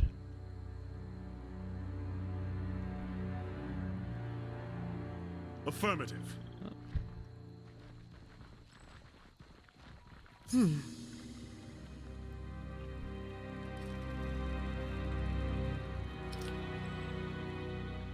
Save again.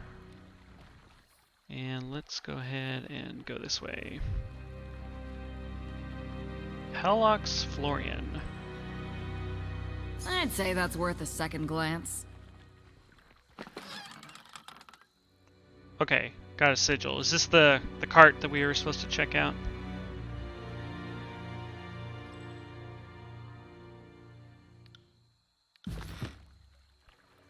Excellent, excellent.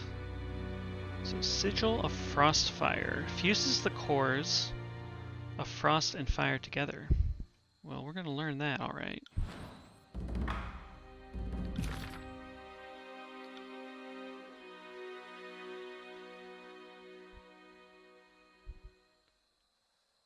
Fire, lightning, illusion, life, okay.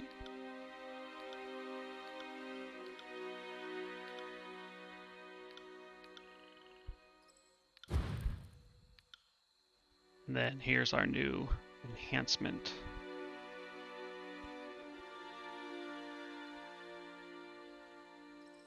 So if we were to do this,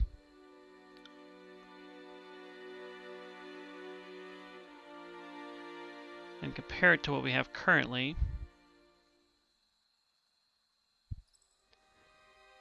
(10 to 18 fire and frost. They're on fire and frozen, which is hilarious.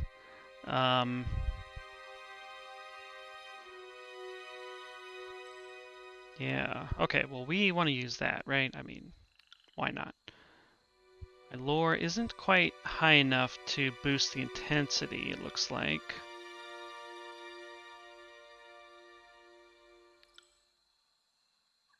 Accuracy, though, ain't bad. I mean, hey. Right, I mean, it sounds awesome, like fire and freezing all at once. That's just hilarious. Okay, assign to you. Yes, we will override. Cryomancer? Yeah. I mean, just frozen magics, you know? From like some magical Arctic wasteland is what I imagine. Like, it's awesome. Fire nice, yeah. Cool, cool. Alright. What do you... Oh. I was gonna say, what do you have to say? But we're gonna find out. The Overlord's peons have arrived. Blades up. Falks in hand and ready for battle. The Vendrian Guard captain bellows orders to the warriors in his camp. Dressed in tarnished bronze and sporting countless scars across his arms, Pelox Florian towers over his peers. This dude is a tank.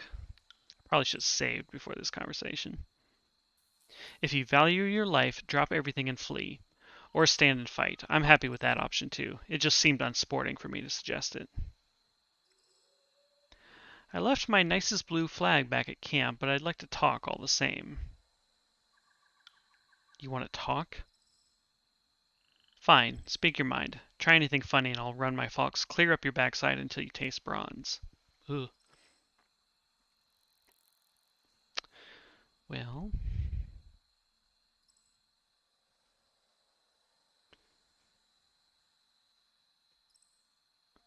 We have two different ways to lie. We can say Graven Ash sent me to inquire about this Disfavored taken captive. Or we can lie and say we have your brother Tyrell and his band. Most of his band sent through Edgering. Graven Ash wants one Pelox for another. What are you doing out here? Preying on wayward soldiers? Did you come out here for chit-chat? That's a good point. A lawman shouldn't lie. I like the way you think. Alright. Scarlet Chorus 1 to you. Just you. The rest of your warriors are incidental. They can walk away and nobody will notice.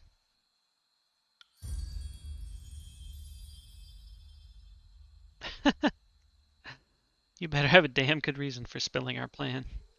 I neglected to ask about the plan, so I might have missed that.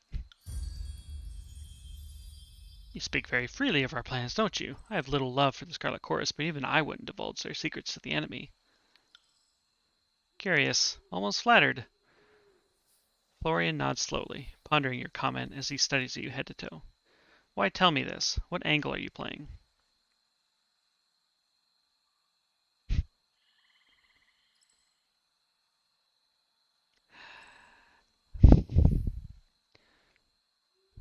We can say the chorus is technically an ally.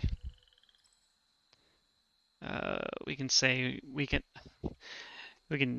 put a little chaos into the world. When the Archons aren't happy, I'm amused. Or we can say I want you to know what that sound is when reinforcements arrive.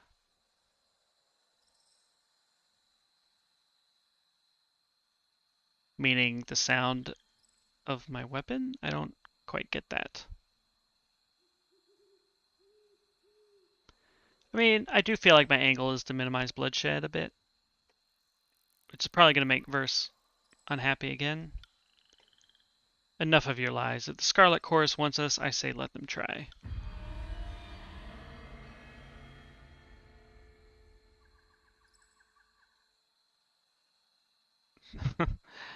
They signaled their sound for all in the area to hear. Well, that's great. That's wonderful. Defeat Pelox Florian.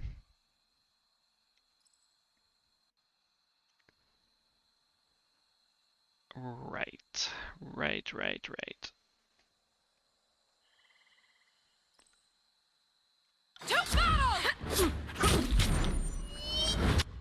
Oh boy, we got people coming. All right, this is gonna be interesting. All right, boost you. You are gonna boost fucking everybody.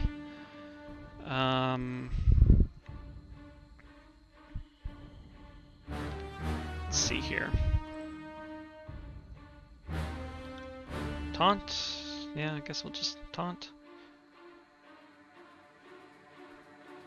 Shit, I need to switch her weapons. I keep forgetting to do that. Oh no, she's on it. Okay. Alright, cool. That's fine.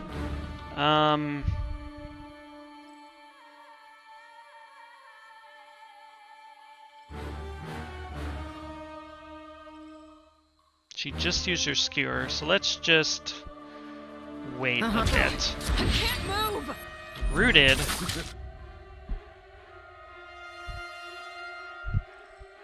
Shit.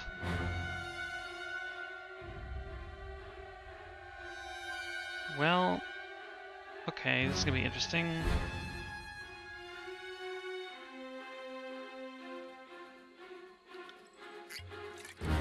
Are you afraid of death?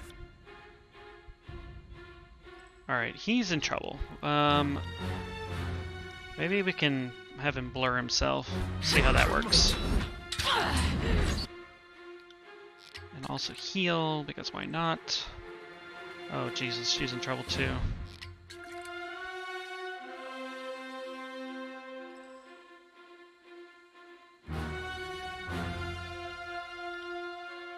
Why don't we have her heal herself with magic?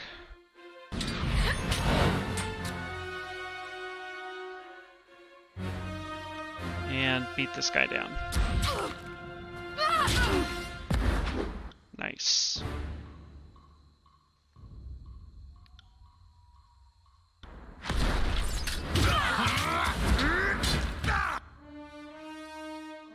Okay, Lantry, you heal the Fatebinder.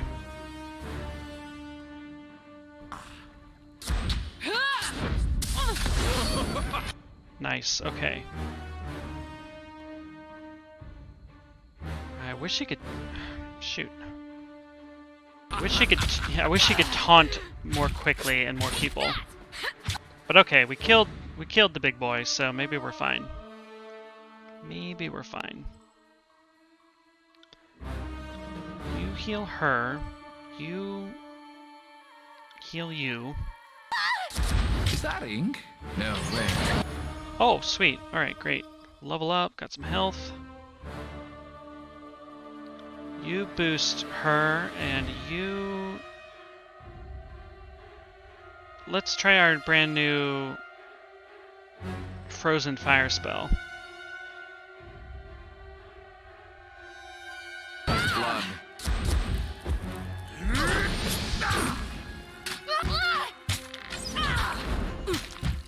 Okay, I mean, it still looked cool, but... Oh wow, everybody's scattered. I feel like that's not the most efficient way to do this. For me!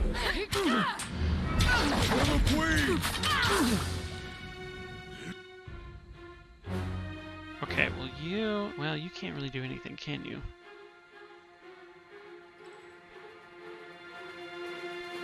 Yeah, you go after her.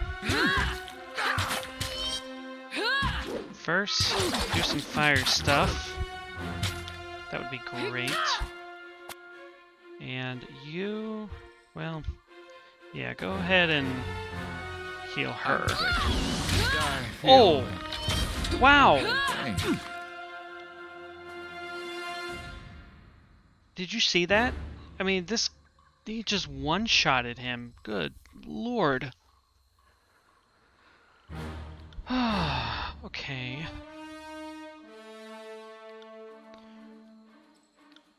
Well, we can revive him, it looks like. Right. And we got a disengage penalty for doing that, but maybe we'll be fine.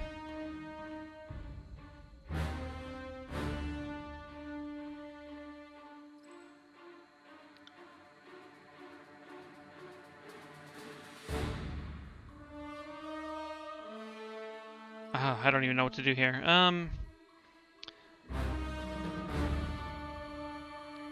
Let's just do another We should try that palm again. strike there. Okay, alright. He's dead. Let's all of you go after this person.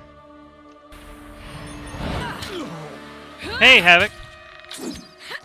They won't even get close. Are you installing a new Linux distro, or For me. you doing a Windows reformat?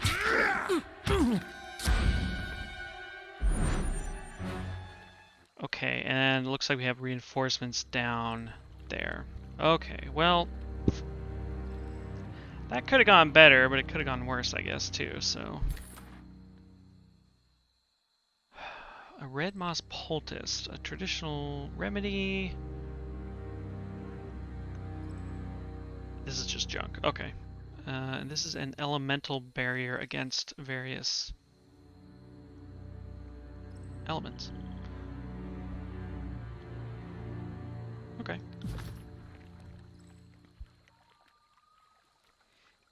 Ubuntu mate, just for overload. Okay, cool. There's something soothing to me about like reinstalling operating systems, or even just like running an update. It's probably strange to say, but I don't know. I feel that way about it.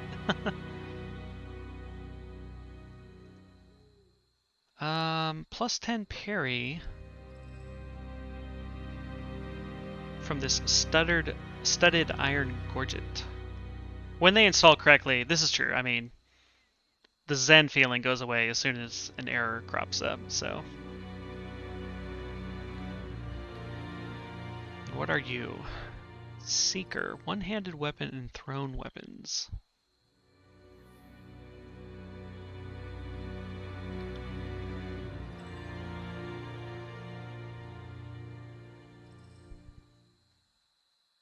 Melee or ranged, depending on what you want.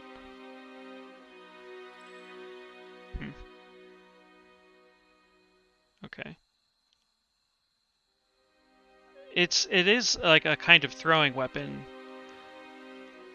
It says ranged or thrown, or sorry, melee or ranged. I haven't used the throwing weapons per se yet. But I did just remember... I thought we picked up a shield. Oh right, it wasn't anything special, so. So this is called Seeker.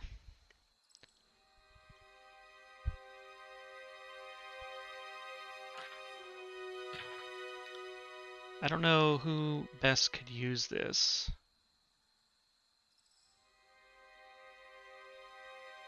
It's better armor penetration.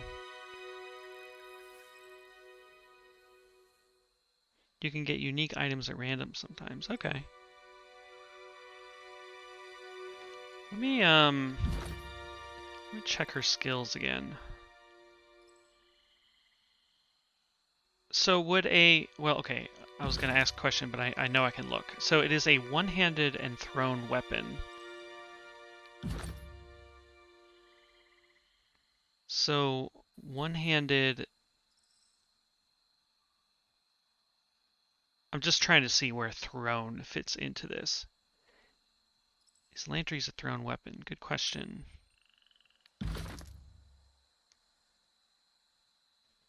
Yes, it is.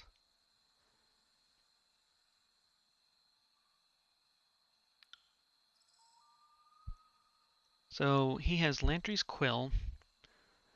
Seeker is a fine weapon. This does pierce damage versus slash. It's less accurate, but it's much better ranged, looks like.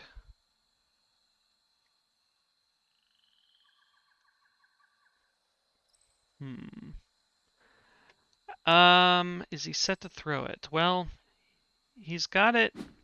I guess not. How do I do that? Yeah, I was gonna say I thought the Seeker was like much better, but actually I'm not sure that it is much better. Maybe if I, you know, maybe he has a stance that I need to set. Let's take a look at that. No, no stances available.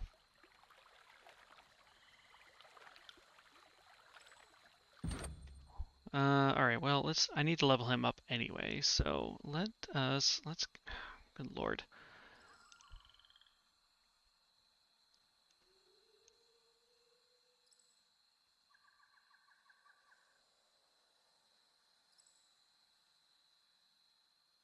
I'm just wondering if I need to make him, like, give him a boost to health or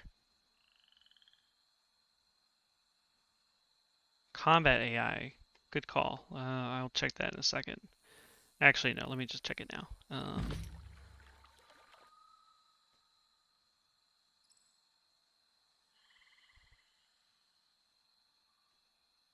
Alright, so party support is what I had him set to, because he seemed like a healer, right? So, Saboteur will focus on helping the party through debuffs.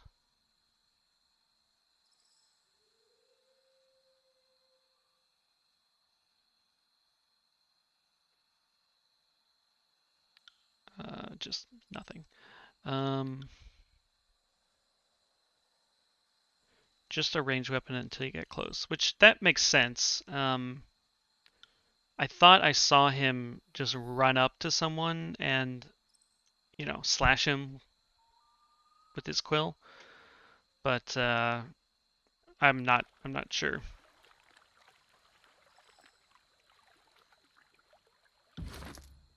That's a good point. Let's actually wanted to try a ranged healing on him again, or not again, but yeah. So 56 for that, or it requires 50. He has 56. Oh, that brings it up 70. That's plus 10. That's plus 15. So yeah, none of this is gonna work, but that's fine. Let's assign this here.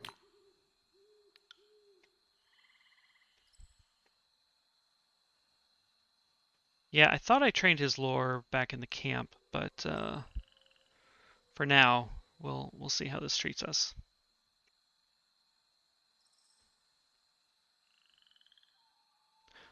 Okay. Cool. Alright, so let's level him up.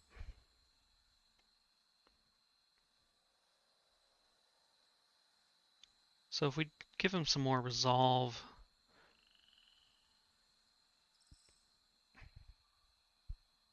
Dude is... I don't want to say glass cannon, but... Because he kind of just dies. I don't know if the cannon part applies, but... Well, we just gave him a little boost to lore there, so we'll go with that. Yeah, he is a bearded, frail mage. Okay.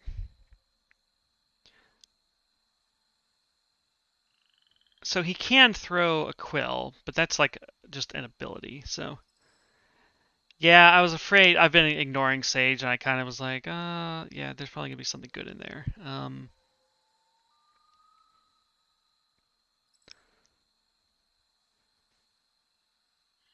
Watcher's Judgment, interrupting them and lowering their non-physical armor.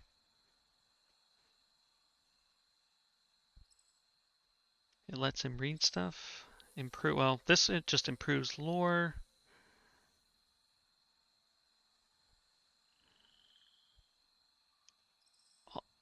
Oh, this is interesting. When Lantry is in the party, all party members gain bonus experience for the lore and a bonus spell spot.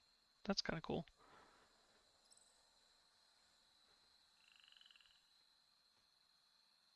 Voice of Ages. Where are you? And the ability to decipher ancient languages. Interesting. Yeah, that's too tempting to pass up, I guess. I like that ability. Okay, well, we gotta put a point in to this first. So, okay, yes, I'm sure. But interrupting a target is a great ability on its own, so that'll be a good one to keep around. Plot effects from abilities. It's stressful. how much more am I gonna miss? Looks like we got healed our wounds too.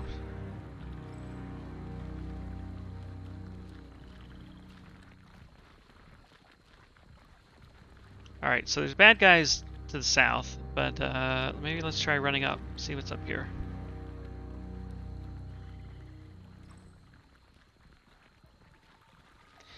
And the answer is nothing. Alright, we'll just beat up these folks.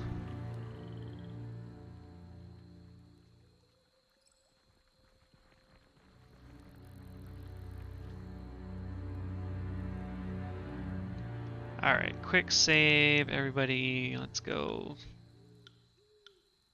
Let's go. Let's do it. Let's see what falls out of you.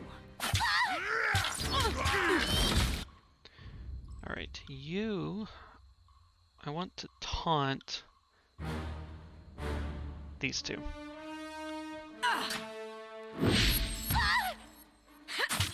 Come and feast my iron! I can't tell if that worked. God, he takes so much damage. Consider it done.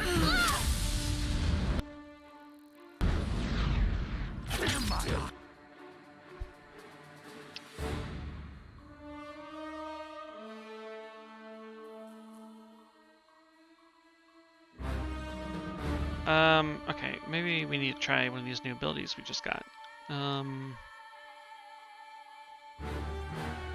Oh, but I have to get up close to do it. Oh, bummer. Well, I don't want to do that.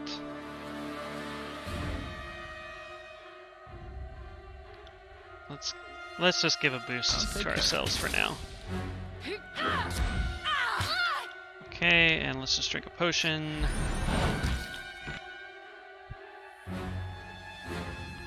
The thing that sucks about our tank's taunt ability is that it's so localized that I feel like it's not as helpful as basically any other game I've played that has that sort of mechanic. I guess I can...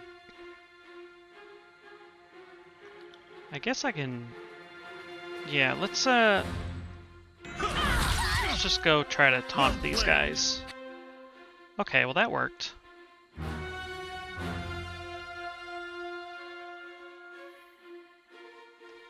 Well, you know, I saw, I want to say it was Verse. You could turn Verse into a tank, and I was like, well, that seems kind of weird, but now, I mean, shit. She can't be any worse than Barrack, right?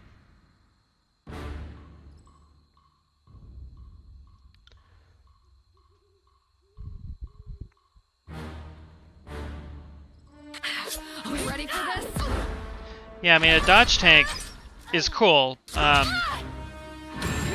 long as they're not attacking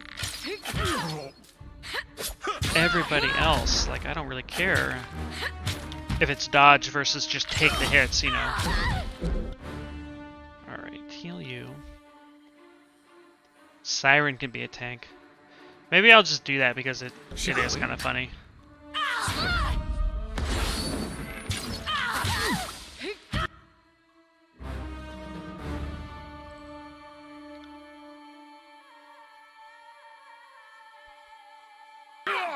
Are you afraid of death, worm?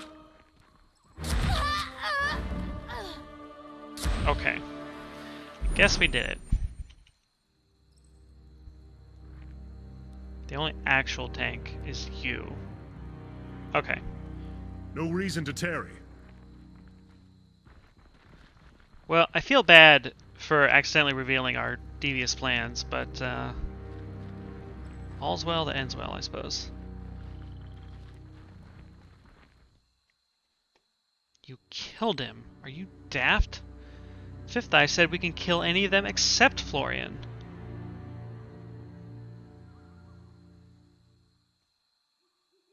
Considering the alternative was meeting with the voices of Narat, can you fault him?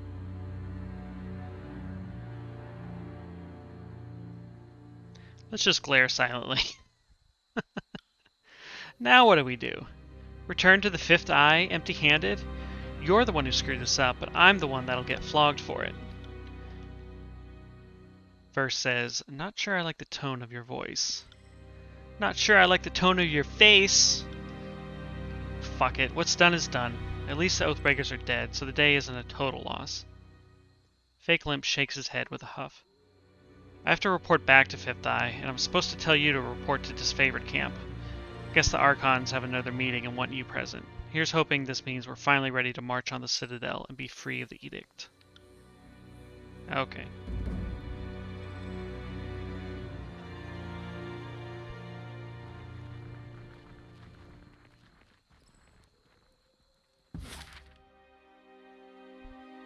So we're supposed to go to Disfavored camp. Maybe let's go to the Scarlet Chorus camp first. Let's see how Fake Limp's situation panned out.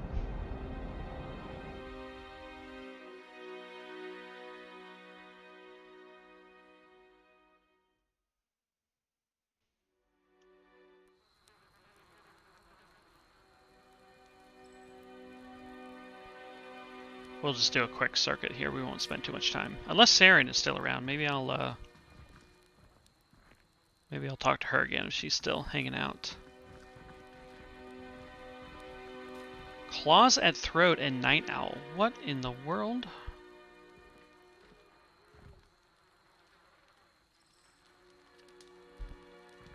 Interesting. Let's go say hi to them. A young beastman stands in the shadows of an enormous beastwoman whose stature still manages to loom over you, even in her crouched position. The beastman's mouth froths with spittle that launches in every direction as he snarls at her. I briefly considered trying to do like voices for reading this text. I'm glad I did not go that route. My throat is already sore from reading all this. I don't talk. I work from home. It's me and my wife. This is so much talking. Anyway. Night Yowl was promised worthy, tough prey for joining, but Beast Woman only allows Night Yowl to hunt weakest of humans, saves best kills for self. He pounds the earth, causing a small fissure to erupt. Night Yowl was second strongest of Stone Stalker males before joining Scarlet humans. Rutted even with 100 blood, with Tribe's Prima, was promised own pack for abandoning tribe mates.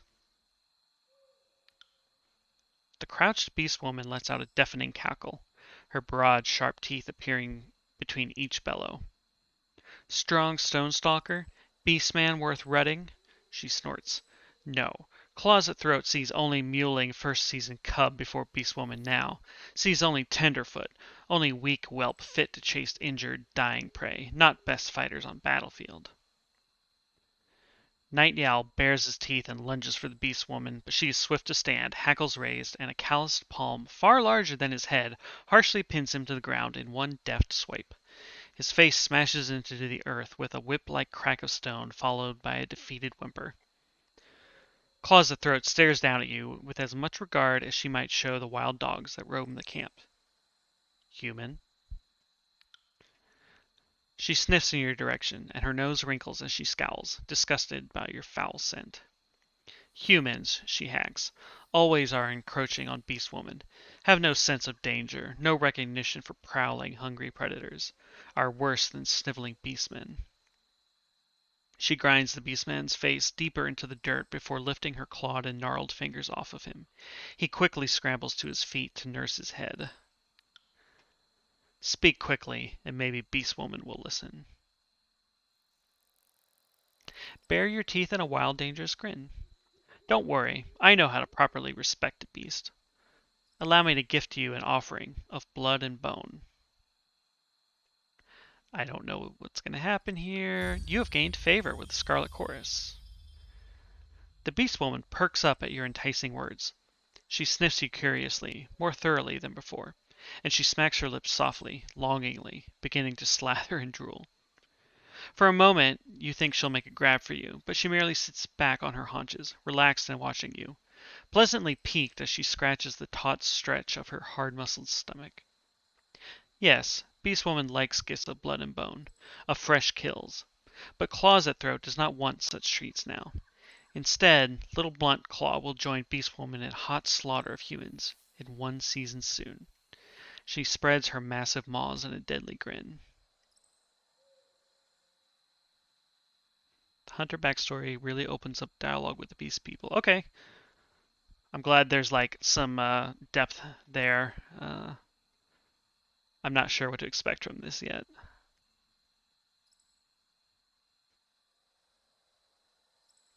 What's going on here?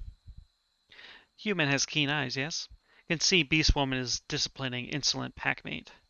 She snaps a menacing sneer at the cowed Beastman. Mewling, whimpering male. Night Yowl will learn Beastman's rank in new pack, or will not survive for many seasons longer. That's right. I forgot that was one of the story, or that was how that story kind of starts. Well, that's cool. Soft growl burbers up from the back of his throat in response to her threat, but he keeps his eyes downcast, refusing to meet her gaze. So I find myself, even though I keep saying, I'm an evil bureaucrat, let's say lawful evil, I don't know, but I still find myself playing like the good guy, kind of. So statements like this one, I wager I could take you. I always shy away from those in RPGs. But I need to embrace, whatever it is that this character is. So, let's try it. You've gained loyalty with verse. Great, great. See, nothing bad happened. Not quite evil, but I don't think of myself as like a good guy, Like I'm not planning to help the rebels, in this playthrough. If that's an option, I kind of assume it is. Just doing my job. I mean, a lot of people were just doing their job, and I'd still call them evil. Human as bold as Kith is born hunter like Beast Woman. If Claws at Throat did not have Runt Whelp Cur like Night Owl to train, Beast Woman would happily enjoy fighting with Human. Cool. I'm probably, when I finish this game, I'm probably going to pick your brain about all the different paths and stuff because I am curious, and honestly, it's unlikely that I'll replay this anytime soon. Possibly at some point, but not right away. So, how did you come to join the Scarlet Chorus? Human pack called Scarlet Chorus is vicious, cunning, feral, like tribes, like Beast Woman. She snarls, but the sound is pleased and rumbling, nearly a purr as she cranes her face in the direction of the voices of Nerat's war tent. Chorus humans are dirty and reek like rotten meat, so easily shriek and tear at own throats, but also respect strongest of pack. And Beast Women are strongest of all creatures, are best predators, like Archon called Nerat, pack's fierce and ruthless alpha, is mystic who can swallow prey, blood and bones whole, makes Beast Woman want to rut, fight, kill.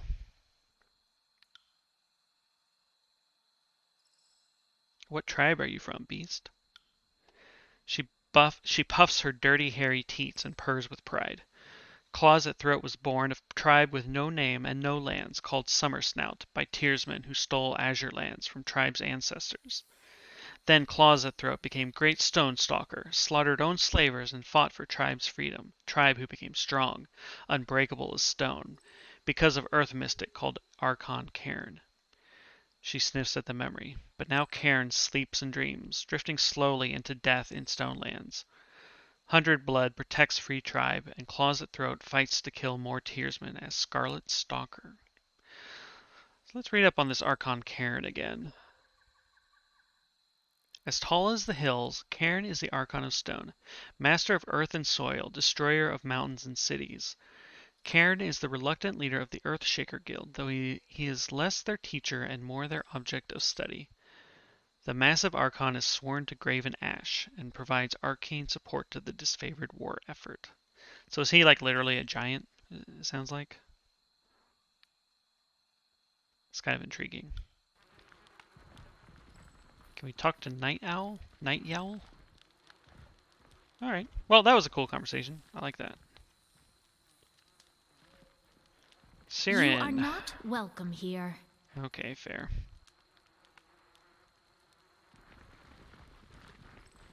Okay, let's continue out of here.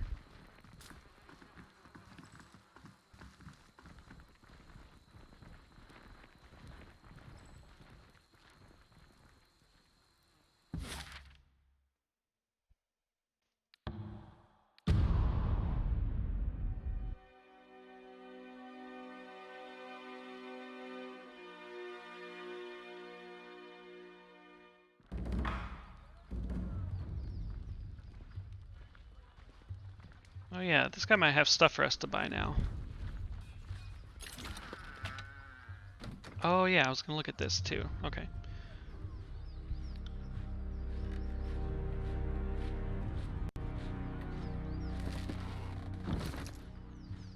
Okay, so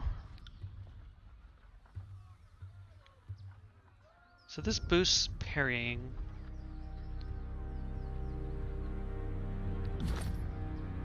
He's got a super high parry, which is kind of expected.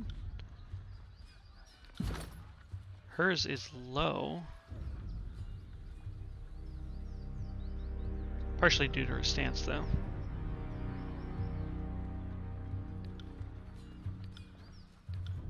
His is okay.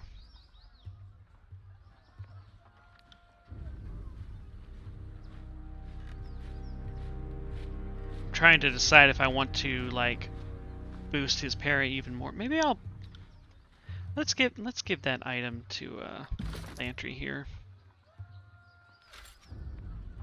Maybe it'll help him stay alive. I don't know. You can choose glare silently or say nothing all the time, and characters will remark on it. That makes me really happy. The few times I've used glare silently, it's been pretty entertaining on its own, so I'm glad the game is aware of that. I always thought it would be funny to play through like the Walking Dead games, the Telltale ones, and like just always let the timer run out on the dialogue and just be this hilariously taciturn, version of Lee, trying to raise Clementine or whatever. It probably is an odd experience at the best.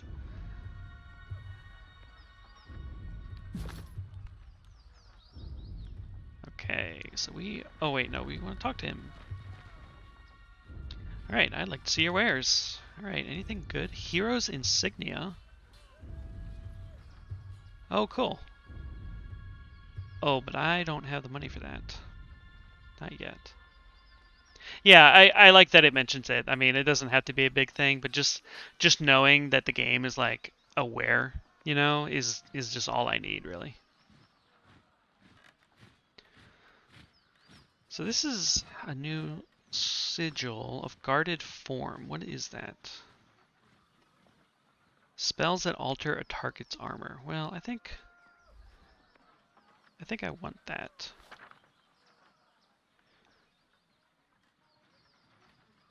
This dude's stuff is pretty expensive, but let's see if we can change that a bit.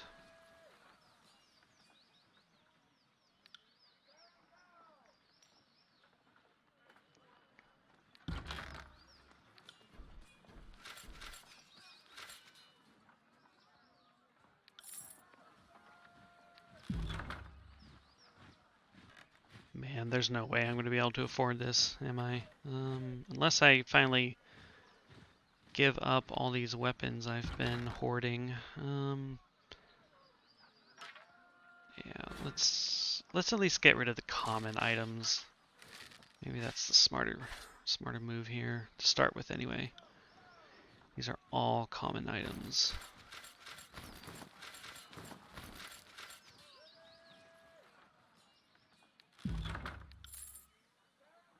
Okay, cool.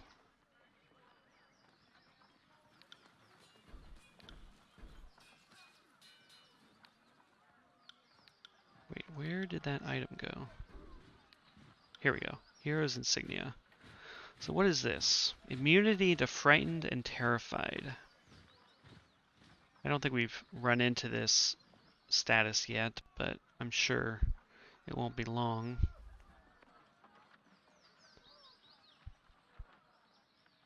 Well, I want it, so we're gonna get it.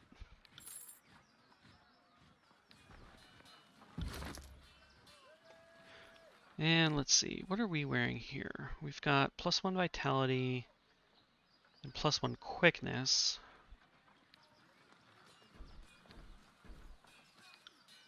And you don't have anything right now. So maybe I'll just give this to her for now.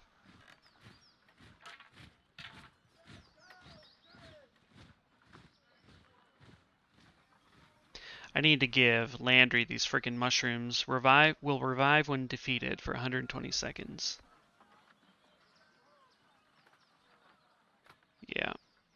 Yeah.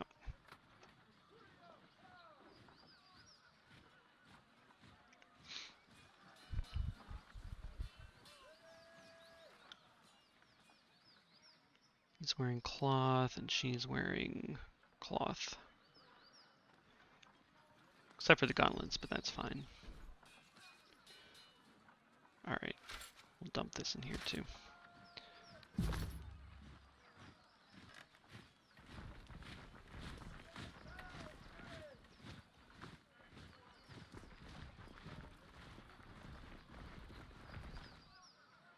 Pentabore, what might I do for you? See something you like?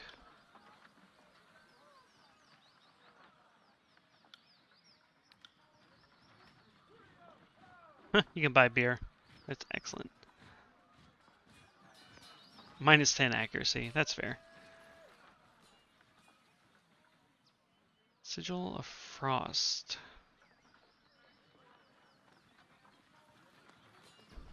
Okay.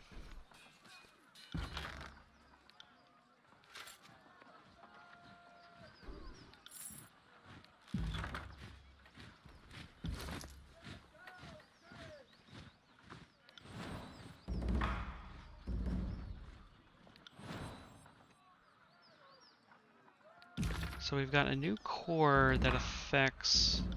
Whoa, whoops. Okay, so we got Sigil of Frost, which is good. Drains heat and energy into the void. So if we wanted to, okay, use Frost to do -5 armor.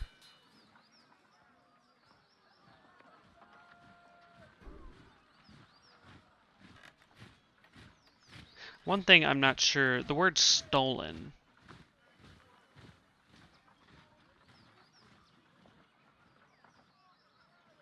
It seems like this reduces physical armor but boosts frost armor and slash and pierce. If I'm interpreting this correctly, which I'm not sure about.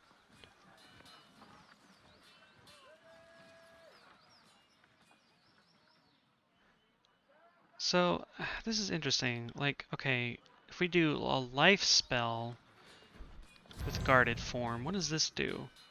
It's a regen spell. Ah. Plus 3% health every 3 seconds for 45 seconds. I mean, every 3 seconds is not amazing, but... Oh, but that requires 80 lore. Whew.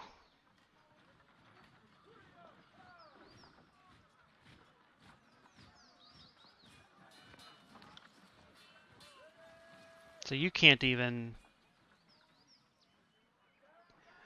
Ooh, that's crazy. So what does this one do? Plus 20% armor when under 35% health. See, Lantry needs this. And he's just under the lore required.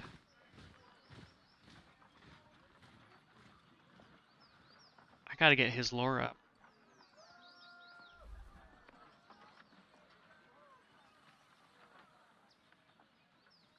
This is a great magic system. I've never played a game with something like this. Or I should say, I've never played a game where you can build your own spells, and I've actually taken the time to do it. But something about these, you know, the way these lock together is like really satisfying and fun to kind of play with.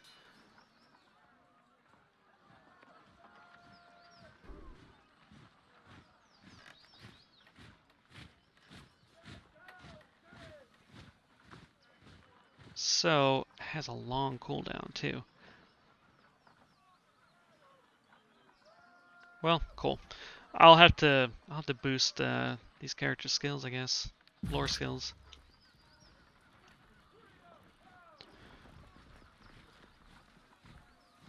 Alright, Iron Marshal, do you have anything to say?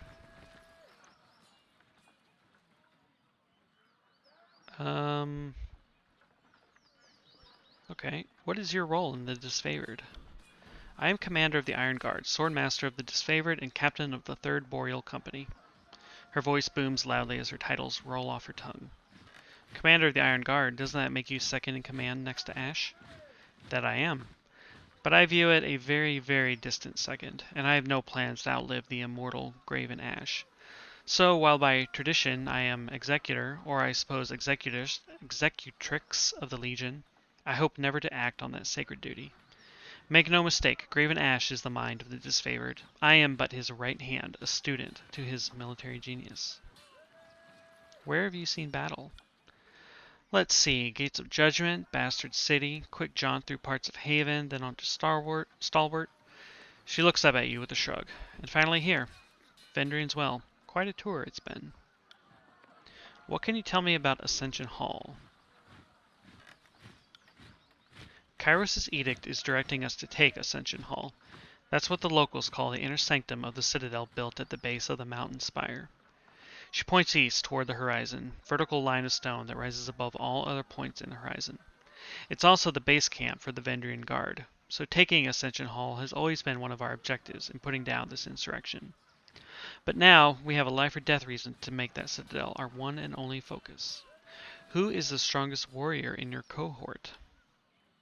Modesty demands I admit myself, but if I had to form the Legion into one giant phalanx, I'd have Sevius the Younger and Barrick take the corners.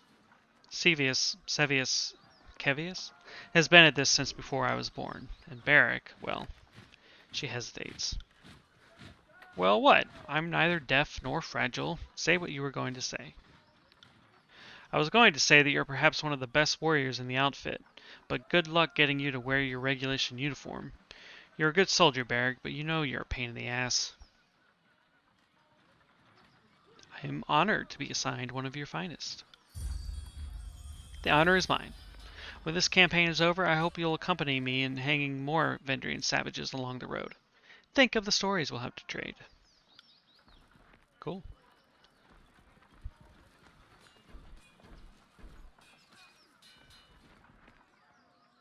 Oh, okay, we got another fight on our hands. Low-born mongrel? Don't address me as if I'm common trash. I'm third cousins with Vendrian Lacaria. That fox was given to my father, and he bequeathed it. Shut your cock, scabbard. When you bent your knee to the voices of Narat, you forfeited all claims to your garbage ancestry. Now drop it before I kick your... The disfavored warrior turns his head as you approach, and you hear a sudden shift in his tone. Just drop it. There are plenty of sticks around here. Isn't the menacingly shaped stick the weapon of choice in the chorus? But it's my blade. You'd let me wade into battle unarmed just for a smug little laugh? Is this how you honor your allies? What seems to be the problem? This louse here was, up until recently, our enemy. He raised his falx against us. I knocked him on his ass and helped myself to that weapon of his. A noble piece that he clearly doesn't deserve to wield. And I was offered a chance to make amends by serving Kairos as a vassal to the voices of Narat. Why am I still being treated like the enemy when I'm on your side? That's a good question. You're lucky to be alive. Lucky that freak Archon gives you South Knobs a second chance at life when we ought to kill or geld every last one of you. The disfavored warrior clutches his face and a long sigh can be heard from under his helmet. Fatebinder, we're clearly at an impasse, and I doubt he'll give me the satisfaction of striking first. I will abide by your decision, even if I disagree, so long as this fool here will agree as well. There, a little civility. If he's willing, so am I. For the record now, explain your side of the situation to the disfavored soldier. The warrior clears his throat before speaking in a measured, respectful tone. Well, Lord Binder, I first encountered this man some weeks ago on patrol. He was part of a Vendrian Guard hunting party. He stood his ground, maybe even took a swing at me. I do remember thumping him pretty squarely on the forehead with my pommel. I thought to myself, nice falx, and so I grabbed my trophy after the battle. It was a rousing scuffle, but hardly worthy of an epic. I didn't even think much of it until yesterday, when this chap shows up asking for his falx back. I get that he's sore about losing his family blade, but that's what happens. When you raise your fist against Kairos, we don't give you back your thumb and fingers. Explain in full your side of the situation. I came around to following the Overlord but recently. The choirman looks around the camp, his face turning pale. And I guess I'm just learning how things work here. Anyway, this guy here, he bested me in battle, no bones about it. Didn't kill me, though. I suppose you could have guessed that much. Kindness itself. Go on, recruit. Anyway, I wake up next to some of my countrymen, and they put us through a decimation rite. I was lucky enough to grab one of the 9 daggers tossed into the arena. He pauses to hold back a retch, his mouth twisting and the corners of his eyes twitching. So I survive, right? And I'm barely cleaning the blood off me when I'm told my next task is to secure a proper weapon. The chorus doesn't exactly hand them out. So, his tone falters, his face going pale. I walk to the disfavored camp thinking they're supposed to be allies and maybe can help. Then I see this guy showing off my falx, and, well, it's a family heirloom. I was told to get a proper weapon, and it doesn't get more proper than a falx that's been in my family for generations. Either of you have anything further to add? I respect that this man found Kairos, but he raised that falx against us as an enemy. I know I'm in the right here. The Scarlet Chorus warrior shrugs. Shit, I don't know. I just know if I had 2 swords, I'd lend one to an ally. Seems like that's how allies should work, right? Okay. What are our choices? The Falx belongs to an Oathbreaker, not the Chorus Warrior we see today. I judge a war trophy. Graven Ash insists on proper rationing, stockpiling bronze that you don't wield as a misuse of resources, no way to treat an ally. Return the Falx. The Falx is a proper trophy, but honor demands you make a good faith effort to assist an ally. If you will not return the Falx, you must give him a proper alternative. The Falx is an artifact of a conquered people. I claim it for the court. Okay, so the ones I'm debating between are number 2 and number 3. Return it or give a proper alternative.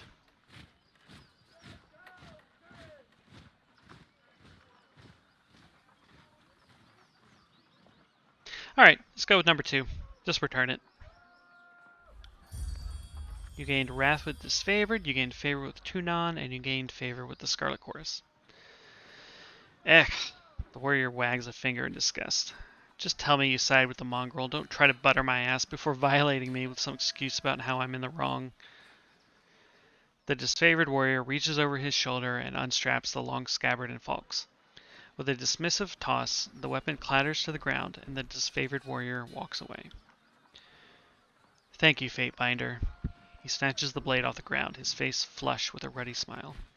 It did seem unfair that Ash's warriors seem to get all the iron they need, but the chorus provides nothing. We could say the disfavored have no respect for the tiersmen, don't waste your time. In the chorus, the strong lead, the weak follow. Don't use me to fight your battles ever again. Yeah, we'll go with that. Loyalty with verse and favor with the Scarlet Chorus. Better that I take the lesson from you and not my gang boss. That fucker's unpredictable. He sighs. Thanks, Fatebinder. With that advice and a decent weapon on my side, I might just survive this war. Or the next span of it, anyway. Cool. I think we can turn in a quest to Isotinus here. Have you found the iron yet? Yes. Here it is. Good thing the Oathbreakers didn't get their hands on much. We've gained 1,000 rings. Holy shit. Wow. I can't tell you what it means to have this back in our hands. I'll make sure to tell my superior about what you've done for the Legion.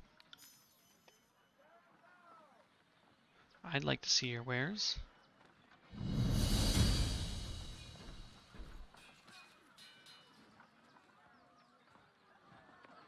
Okay, I might have thought that was going to be more money than it ended up being, but still.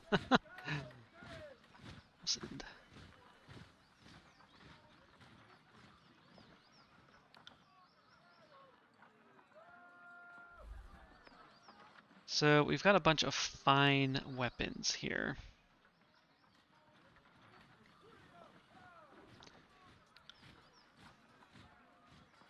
Let's see here.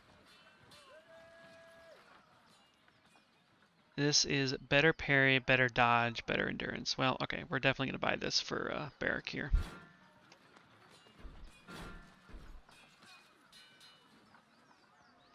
Okay, then we've got a dagger.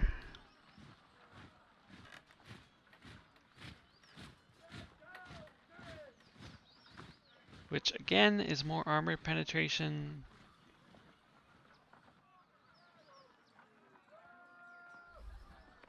No, I'm sorry. It's more armor penetration than these damn comparisons are frustrating.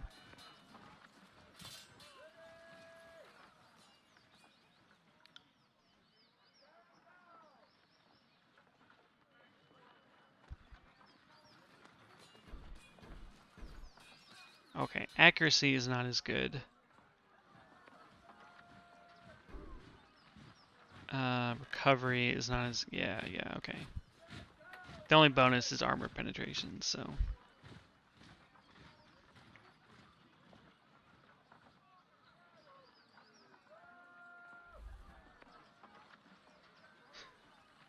Okay, alright. Yeah, we won't buy that then.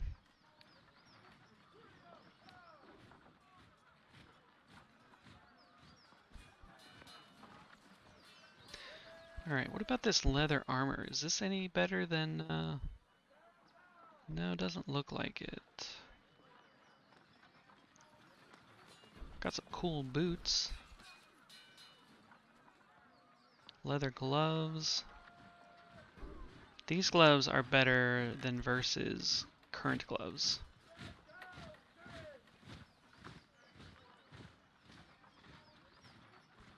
Oh, this is also does has a bonus against or on unarmed attacks.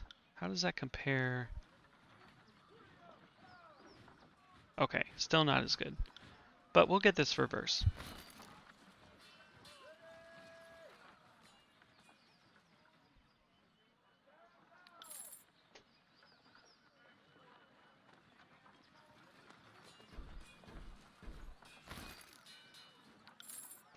Cool. Alright. Let's see. Yeah, you get. Come on. Yep, you get that. And you get this.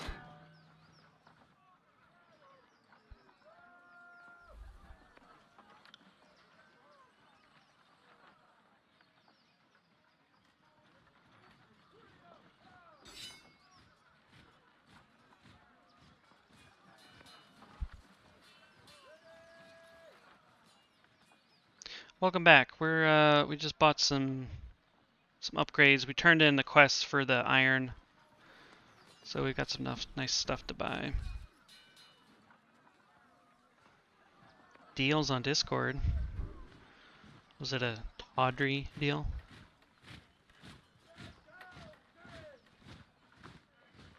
I think we can sell this, or at least put it in here.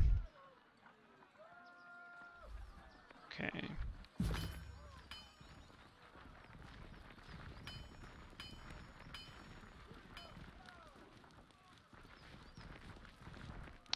A bot with a game where you collect characters and you're doing some trades. Nice. Let's talk to Cevius here. Kevius? I don't know how to pronounce his name. Firestarter, our skeins once again cross. Welcome to the Disfavored camp. I'm Kevius, or Kevius the Younger. We served in the Vellum Citadel together. Good to be properly introduced. I remember you stopped the chorus from turning their leadership selection into one giant civil war. Glad Tunon sent a Fatebinder that knows the right side of the law. You should jaw with Iron Marshal if you want to talk substance. I'm just managing patrols here. She and Ash are giving directions.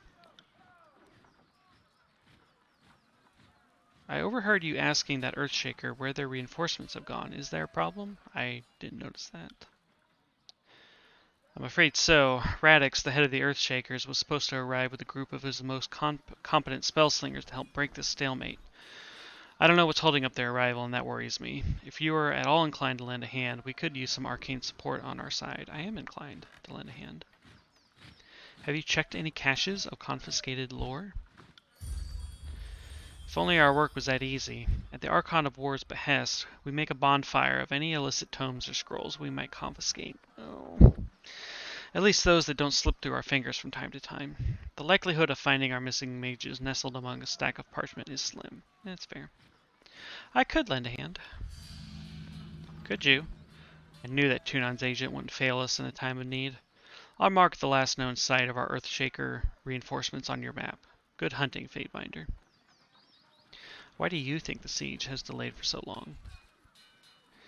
It should have been over real quick and simple. The first cohort arrived in the valley and went right for the kill, but that was before we knew the Vendrian Guard had sages and that water witch on their side. A bigger problem is the Scarlet Chorus. Right, so they don't like Scarlet Chorus.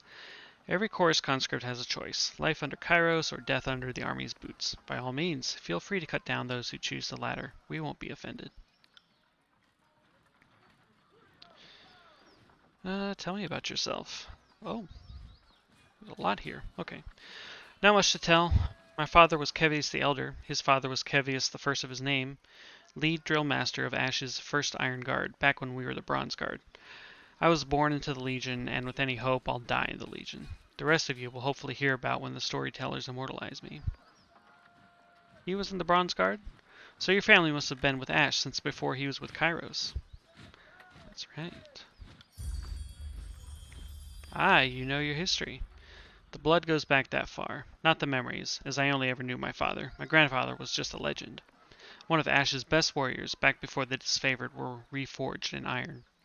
He shrugs. I'm proud of my heritage, but I try not to brag. There are folks who love the Legion every bit as much as I do, but they lack the same pedigree. Speaking of heritage, how is your family looking these days, Beric? Are they still the pride of the North, or have they debased themselves in some unspeakable manner? Speak not of my family verse, or of our honor. You have no right. She chuckles. Don't I? Very well. Go about your ignorant way, you dumb ironclad. I'll say no more. That was an interesting thing that I feel like I'm lacking the context for.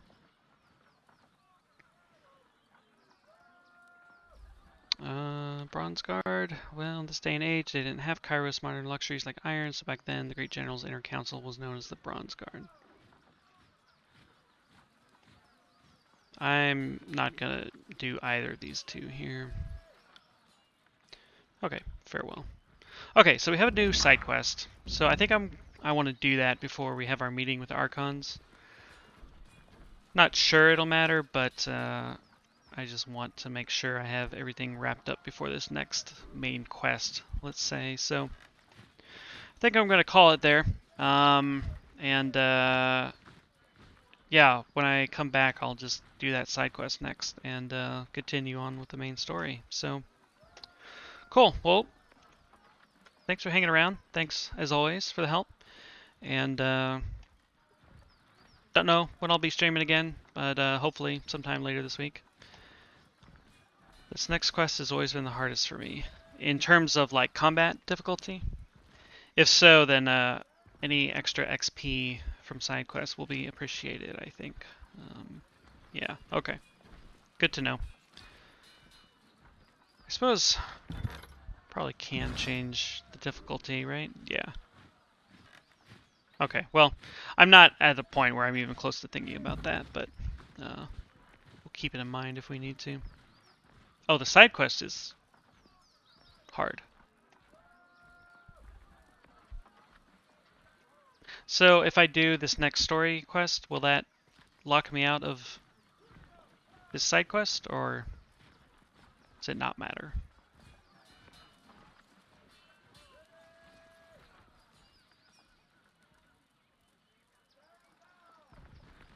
It might. Okay, alright, well, we'll just go ahead and see how the side quest goes, and hopefully it won't be too bad. But yeah, we'll try to remember that for next time. I will also, next time, since I spent a crazy amount of time interviewing Verse, we'll interview Beric next on next stream, and we'll get his backstory, hopefully. And yeah. So yeah, have a good night, have a good week, and like I said, I'll be back whenever the mood strikes me, and we'll see how it goes. So yeah, thanks for hanging out, and I will see you guys when I see you. Take care.